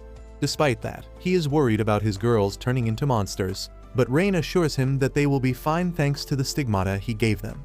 Marina also adds that her intuition says that they will be fine, and Silk decides to do something that will get rid of Yuke's worries for good. She summons her snake spirit and asks it to run a stimulation for their future. The snake spirit predicts that there is no future in which they turn into shadow stalkers, and Yuke feels better after hearing that. He then asks Jamie to buff everyone while he refills their mana so that they can be at their peak. Next, he tells the girls that they will hold hands while entering the reverse dungeon, because if it has already turned into the infinite darkness, anyone who gets separated will get lost. Rain immediately grabs his left hand because she is his main girl, and Silk grabs his right hand because she is the party's vice leader. The rest of the girls hold their hands and they walk towards the barrier together. Yuke is still anxious about it, but they pass through the black bubble without any difficulty, and once they reach inside, everyone is perfectly fine. They are in the dark space of the reverse dungeon, and Yuke activates the livestream drones, hoping that they can still broadcast the video to the outside world. The video does indeed reach the outside world, and everyone eagerly watches as Rain pulls out the Seeker's compass to find the location of the entrance to the Infinite Darkness dungeon. She soon gets the location and leads everyone towards the entrance, and Jamie asks Yuke more about this place because he has been here once. He tells her that this dark world is a part of the Infinite Darkness dungeon, and if they can picture their destination and focus on it hard enough, they will surely find a way out. Just as they are talking about that subject, Rain feels something weird and stops. Everyone else gets alert as they see lights of different colors flashing in the air. The flashes become wider and brighter, eventually enclosing the entire party, and then suddenly, they find themselves in a different place. No one understands what is going on, but Neen remarks that this place looks exactly like Death Valley, but the vegetation is new. Yuke wonders if this is how the valley looked in the past, or if it is a prediction about how it will look in the future. But Rune believes that it is how the valley can potentially become. Her words make Yuke think hard, and he says that there must be a reason dungeons exist, and his first guess is that someone wished hard enough to manifest them into reality. The other guess is that they are a memory of the land itself. Marina pretends that she understands all of that, and Neen decides to scout the area before making a move. Yuke asks Rain and Jamie to use their telescopic eye magic to see if they can find anything, and Rain immediately tells him to lift her up. So Yuke lets her sit on his shoulder, sandwiching his face with her thighs, and Jamie tells them to get a room already. Anyway, Jamie flies high in the sky to get herself a better view of the place, and then uses the telescopic view to see if there is anything worth noticing. Rain also uses the spell, but neither of them find anything remarkable. Just then, Jamie returns, and she proves out to be the only one with the skills to gather information. She tells Yuke that the royal tomb is exposed, and it is surrounded by monsters that look like shadow stalkers. Yuke realizes that the entrance to infinite darkness lies inside the tomb, and the monsters are protecting it. He says that they don't have any other choice but to go to the tomb, but that makes Marina worried. Yuke asks her if she is fine, and she replies that she is okay, but it is clear that she is really troubled by something. Yuke hugs her to comfort her, and then asks to reveal what is bothering her. Marina says that she is scared about the thought of fighting the shadow stalkers, because they might be normal people. Yuke tells her that he understands her fears, but then he asks her how would she feel if she turned into a shadow stalker and attacked them. Marina replies that she would feel awful and would want someone to stop her quickly. Yuke smiles, saying that the people who became shadow stalkers must feel the same way, so it is their duty to stop them. Marina feels better on hearing that, and the party finally starts moving towards the royal tomb. They stop at the edge of the forest because the shadow stalkers are just up ahead. Yuke asks if anyone has plans on how to deal with them, and Jamie suggests that they use a diversion to lead them elsewhere. Yuke wonders if it would even work, but then suddenly, he realizes something. He reminds Jamie about the time they rescued her from the Infinite Darkness dungeon. There were shadow stalkers in the dungeon that time, but they did not attack them. Instead, they only attacked Simon, who was hit by his magic spell that was boosted using Persephone's curse mark. Yuke thinks that the shadow stalkers were reacting violently to the power of the curse mark, and that is why he is the only one who can become the decoy. Soon, Yuke reaches the entrance of the royal tomb, and a group of shadow stalkers is casually hanging out there. At the same time, Silk and the rest of the girls reach closer to the gate and signal Yuke to start acting like a decoy. Yuke immediately unleashes his magic, chanting the spell to launch his prismatic missile at the Shadow Stalkers, who spot him and respond to his magic. They rush towards him without paying attention to anything else, and using this chance, the girls slip inside the tomb. On the other hand, the monsters reach Yuke just before he finishes his spell, but it turns out that it was just a clone created using an artifact. The artifact is destroyed by the attack of the Shadow Stalkers, but in that time, Yuke has reached the gate where Silk is waiting for him. They head inside together and join the rest of the team, and then start their journey with Neen in the lead. They soon come to a fork in the road, and Rain uses the Seeker's compass to find the right way. He asks everyone to be more careful from now on, and the girls laugh, telling him that he is being too serious. Well, they soon learn that he was right because they run into a group of Shadow Stalkers. Rain starts the attack by shooting a fireball at them, but that doesn't stop the Shadow Stalkers. Jamie follows up by attacking them with energy bolts, and Marina deals the finishing blow. However, Silk points out that there are more monsters ahead and they don't have time to relax. Only one boss-level Shadow Stalker comes out of the darkness, and it is Rafuma himself. Yuke tries to see if he can talk some sense into the corrupted prince, but it is useless, so he decides to finish him quickly. He tells Marina to attack first, and she tackles Rafuma, making him lose his balance. Silk immediately shoots him with some ice arrows, freezing him in his place, and then Neen throws her dagger at him for a headshot. Finally, Marina uses her ultimate move to finish him off. With that, they find the staircase leading them to the next floor, and Yuke is curious about what they will find next. Rune remarks that there is a dimensional boundary here, and explains that the stairs give off a completely different vibe compared to the dungeon floors. Yuke had never thought of that before, but he wonders if this is the reason why monsters can't come to the stairs and safe zones. Yuke praises Rune and asks her to tell him if she senses anything. But then everyone feels a strange wave washing over them, and the next moment, they find themselves in a bar at the Adventurers Guild in their hometown.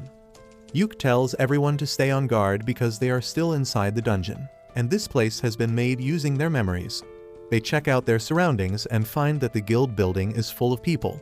However, they are not humans but Shadow Stalkers in disguise, and Rain confirms them by checking their magic signature. She also uses the compass and finds that they need to go through the main door on the ground floor to reach the next level. But to do that, they will need to fight all the Shadow Stalkers. Suddenly, Rain points out at a table where Yuke is sitting with his former party and all of them are having fun together. Yuke is shocked to see this because he always wished things would turn out for them. He suddenly gets sad on seeing the dream that never came true, and Jamie comforts him, still feeling guilty about the past. He decides to get out of the place quickly and says that if this place is really a recreation of their guild, the Shadow Stalkers down there won't attack them. Silk agrees, saying that any sort of fighting is banned in the guild, and Yuke hopes that the rules apply even inside the dungeon. He tells the girls that they should split up so that they don't draw any attention, and asks them not to run or act frantic in any way. They head downstairs with that, and luckily, no one even pays them any attention. The girls leave the gate one by one, and Yuke is the last one.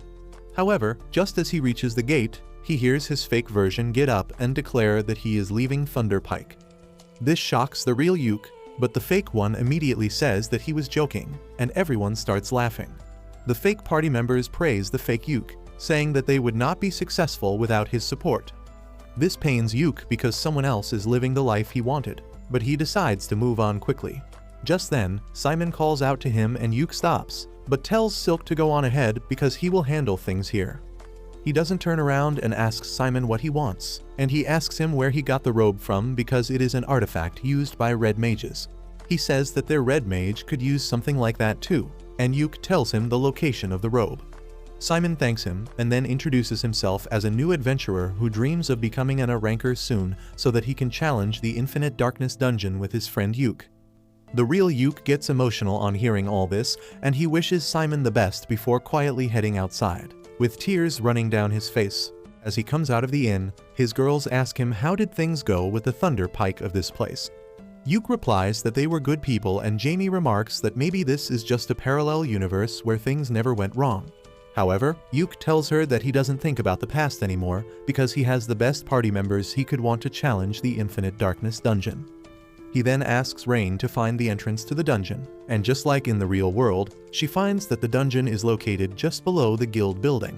They decide to enter the guild, and Yuke tells everyone to be careful because all the people in this world are shadow stalkers. They find that the guild building is empty, but then the receptionist Mammer comes out to greet them. Everyone freaks out on seeing her because they know she is incredibly strong. Mammer tells them that they can't enter through the door because they don't have the authorization for it, and Yuke immediately reaches for his sword as he requests her to let them pass through. Mammer just chuckles as she tells him that she was joking earlier, and he can pass through. Yuke is surprised by her reaction, but then Rain and Rune tell him that she is the real Mammer and not a disguised shadow stalker. Yuke quickly apologizes for trying to threaten her, and she acts like she is disappointed in him. She tells him that she found her shadow stalker duplicate and already took care of it. Yuke asks her if Saga and Benwood have reached the city, and Mammer affirms, saying that they sent her here to find them. She is surprised because she found Yuke by following Saga's direction exactly, and Yuke starts to realize what is going on. Mammer tells him that they don't have any time to waste and leads him to the gate that leads them to Infinite Darkness Dungeon, where Benwood is throwing hands with shadow stalkers. The old hag Maniela is also there to back him up, and both of them complain that Saga dumped all the fighting on them again. Yuke and others join them in the fight, and he asks where is Saga right now. Benwood replies that he went inside to make some preparations, and it is the job of the old-timers to create a way for the Clover Party to join him quickly. They start fighting with that, and Mammer quickly moves behind the enemy lines and takes out all the shadow stalkers by giving them backshots. The rest of the group deals with the monsters coming from other directions, but their numbers don't seem to decline. Benwood tells Yuke that he should take his girls and head to the next floor because it will be too late otherwise. Yuke is worried about Benwood and others if he leaves now, but the old-timers tell him that they are still stronger than him despite their age. As they get ready to live their glory days and kick some serious ass again, another old badass joins their team. It is Moria, the wizard from Lucent's party, who teleports into the dungeon out of nowhere. The surprised Yuke asks him what is he doing here, and Moria tells him that he used to be a part of a legendary party in the past, and Saga asked him to come here and support his friends. What is more, he used to be the hero before Yuke, and that is surprising news for everyone. Benwood and others are assured of their safe victory now that Moria is with them, and the old wizard immediately uses a level 7 spell to play Fruit Ninja with Shadow Stalkers, defeating a bunch of them instantly. The other oldies also join him, quickly taking down the Shadow Stalkers, and using this chance, Yuke leads his party through the door. They arrive at the distorted tunnel in the Infinite Darkness dungeon, and the girls are worried about Benwood and others. Yuke assures him that they won't go down so easily, and they should focus more on their mission here. They soon cross the first floor and travel down the stairs to reach the second floor, which is once again the same grassland where they met Persephone. As they cross her cottage, Rain and Silk start feeling something unusual. They say that this place gave off a creepy vibe in the past too, but it was not so bad the last time. Rune also adds that the rules of different worlds are flowing here, which makes it really unstable. They quickly cross the floor and reach the door to the next floor, which looks like the door to the boss floor of the mining town dungeon they once cleared. They remember that they fought a steel crab inside the dungeon, and Yuke suddenly realizes that the landscape of the dungeon is being influenced by their memories. Marina says that back in the past, Yuke soloed the boss monster himself, but this time they will help him fight it too. With that, they enter the boss room and the fight with the giant crab monster immediately begins. While Rain and Jamie load up their magic spells at the back, Marina rushes to stall the crab and Yuke puts all sorts of debuffs on it. Rain soon prepares her spell and Pikachu's the crap out of the steel, and then Jamie hits it with a powerful sandstorm. Silk also shoots some power arrows at the crab, then Neen pokes its eye with a knife and then uses a ninja technique to make it explode. Marina deals the finishing blow to the crab's head, killing it. After the fight ends, Yuke asks everyone to report their status, and they tell him that they are all fine. Soon, they reach the next floor, and the intensity of the place makes them feel like they are quite close to the abyss gate at the bottom of the dungeon. Rune warns Yuke to be careful, and he also realizes that the vibe of this place is not good at all. She says that another world seems to be clashing with this floor right now, and Yuke asks everyone to be even more careful. Suddenly, the sky starts turning dark, and before they can realize it, darkness engulfs everything. Rain quickly grabs Yuke's hand in the commotion, and when the darkness decreases, both of them are nowhere to be seen. Even Rune can't find any traces of where they went, and everyone panics. They turn to Silk because she is the leader in Yuke's absence, and she gets a prophecy from her snake spirit, who tells her that they will meet Yuke and Rain again. Silk tells everyone that they should keep moving forward and have faith that Yuke and Rain will be safe. Meanwhile, Yuke is teleported to the same dark space from where they entered the dungeon, and then suddenly, the landscape around him changes into a village he is quite familiar with. On top of that, Yuke finds that he has become a child again, and just then, his mom comes there to pick him up. He can't process what is happening when the sky suddenly darkens. His mom tells him that they need to get back home quickly, but Yuke realizes what is going to happen next. He grabs her hand and starts running in the opposite direction, but he doesn't succeed in his mission, as the black bubble barrier keeps expanding in his direction, and it converts his mom into a shadow stalker. Yuke falls to the ground in panic, and then his mom grabs his leg, turning him into a monster too. However, before he can be fully converted, Rain arrives there and pulls him back, telling him not to leave her. Yuke suddenly turns to his normal self, and the very next moment, the scenery around him returns to the endless darkness of the reverse dungeon. His transformation is also reversed, but he is still suffering from the panic attack. Rain helps him calm down, saying that he almost turned into a shadow stalker because of the dungeon's trick. However, since she instinctively grabbed his hand when it got dark, she was able to come here with him and save him. She hugs him, saying that she would lose everything if he turned into a shadow stalker, and Yuke thanks her for saving him. They decide to regroup with the rest of the girls, and Rain follows the compass to find their way out of this dimension that has changed a lot. There are stars in the background and planets that are quite close to them. As they keep walking, Rain notices the troubled look on Yuke's face and asks him what is bothering him. He nervously replies that he can't tell anyone about it no matter how much he wants, and she says that he can tell her anything. Yuke says that if he tells her the truth, he will be taking advantage of her kindness, but Rain tells him that she won't mind him taking advantage of her in any way. She tries convincing him that it won't be a burden to her, but in the end, she lets him keep his secrets. They resume their journey with that, and soon reach the rest of their team. They are glad to see each other, and as Yuke is talking about the same old, how he is happy to see that all of them are safe, Marina suddenly tackles him like a linebacker. She tells him that she was really worried about his safety after breaking a few of his bones, and just then, Saga stretches his arm to help him up. Yuke is surprised to see him there, and then everyone tells him how worried they were one by one. Yuke reveals that he was almost swallowed by the reverse dungeon, but Rain saved him, and Saga realizes that the Infinite Darkness dungeon considers him a threat enough to forcibly remove him. He asks Yuke if he remembered anything, and he affirms, saying that it is not a pleasant memory though. Saga tells him that he needed that to be ready to face what comes next. Turns out, they are right in front of the Abyss Gate, and suddenly, a dragon's shadow emerges out of the darkness behind it and flies towards Yuke, but does no damage. Rain can tell that the dragon had the same energy as Yuke when he was about to turn into a shadow stalker, and he can't say anything about it. Soon, everyone plops down to rest while Yuke and Saga discuss their strategy. Saga tells Yuke to reveal the truth to his girls, and he replies that he doesn't want to drag them into it. Saga calls Yuke an idiot sandwich because he doesn't realize that his girls would be happy to get dragged along with him. Soon, everyone is refreshed, and they get ready to enter the Abyss Gate. Yuke sets up the live streams and hopes that they are reaching everyone outside. He says that they are finally going to challenge the deepest level of the Infinite Darkness dungeon, and the girls say that it feels surreal and strange. While getting here was remarkably easy, the creepy atmosphere they have been feeling all this time makes it up for it.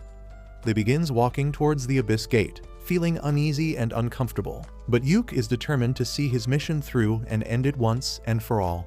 They walk towards the gate, and Saga says that this is not actually the Abyss Gate, but the seal he and his party cast over it. He tells Yuke's party that while they may think that the Abyss Gate is the portal to another world, it is actually the disaster called culling that threatens to destroy this world.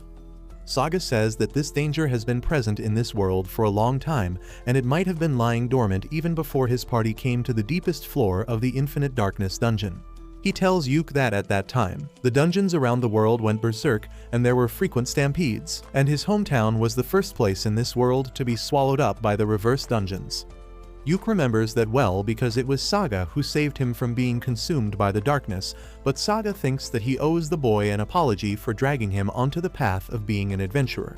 He tells Yuke that turning him into an adventurer and bringing him here was all a part of his plan because he is the only one in this world who can beat their enemy because he has touched the other side and remained alive. He asks Yuke to help him save this world, and he doesn't mind if he hates him for manipulating his life choices all this time. With that, Saga shatters the seal on the Abyss Gate, revealing a twisted monster tied up by chains of light. Saga tells everyone that this is the true form of the Abyss Gate or the Culling. Everyone is shocked to hear this, but Saga tells them that the monster is the personification of the world that entered their own through the Infinite Darkness dungeon to destroy it. The monster suddenly snaps the chains one by one, and Yuke and his friends get ready to fight it. Jamie casts the buffs on everyone and Yuke recharges their mana as they fall into position. However, instead of attacking them directly, the boss monster starts bleeding, and its blood turns into smaller monsters. Yuke is horrified to see them, and Saga tells him that these monsters are like termites that slowly feed on a world, making it hollow from within. Yuke immediately tells his girls to get ready for a fight, telling Rain and Jamie to start blasting offensive magic immediately. While they chant spells, Yuke tells Silk to shoot the monsters to slow them down, and orders Neen and Marina to charge in when they see a chance. He then turns to Saga, who tells him that he is not old enough to give orders to his uncle yet. He tells Yuke that he should fight the boss monster because he is the only one who can handle it. Meanwhile, Rain and Jamie fire their magic spells at the monsters, and Neen charges ahead to finish one of them. However, her knife is unable to even scratch the tough skin of the monster. She gets slapped away, but luckily, Yuke snares the monster as it tries to attack her. He orders Neen to finish the monster, and she changes her strategy and chops off the monster's head by targeting its weak point.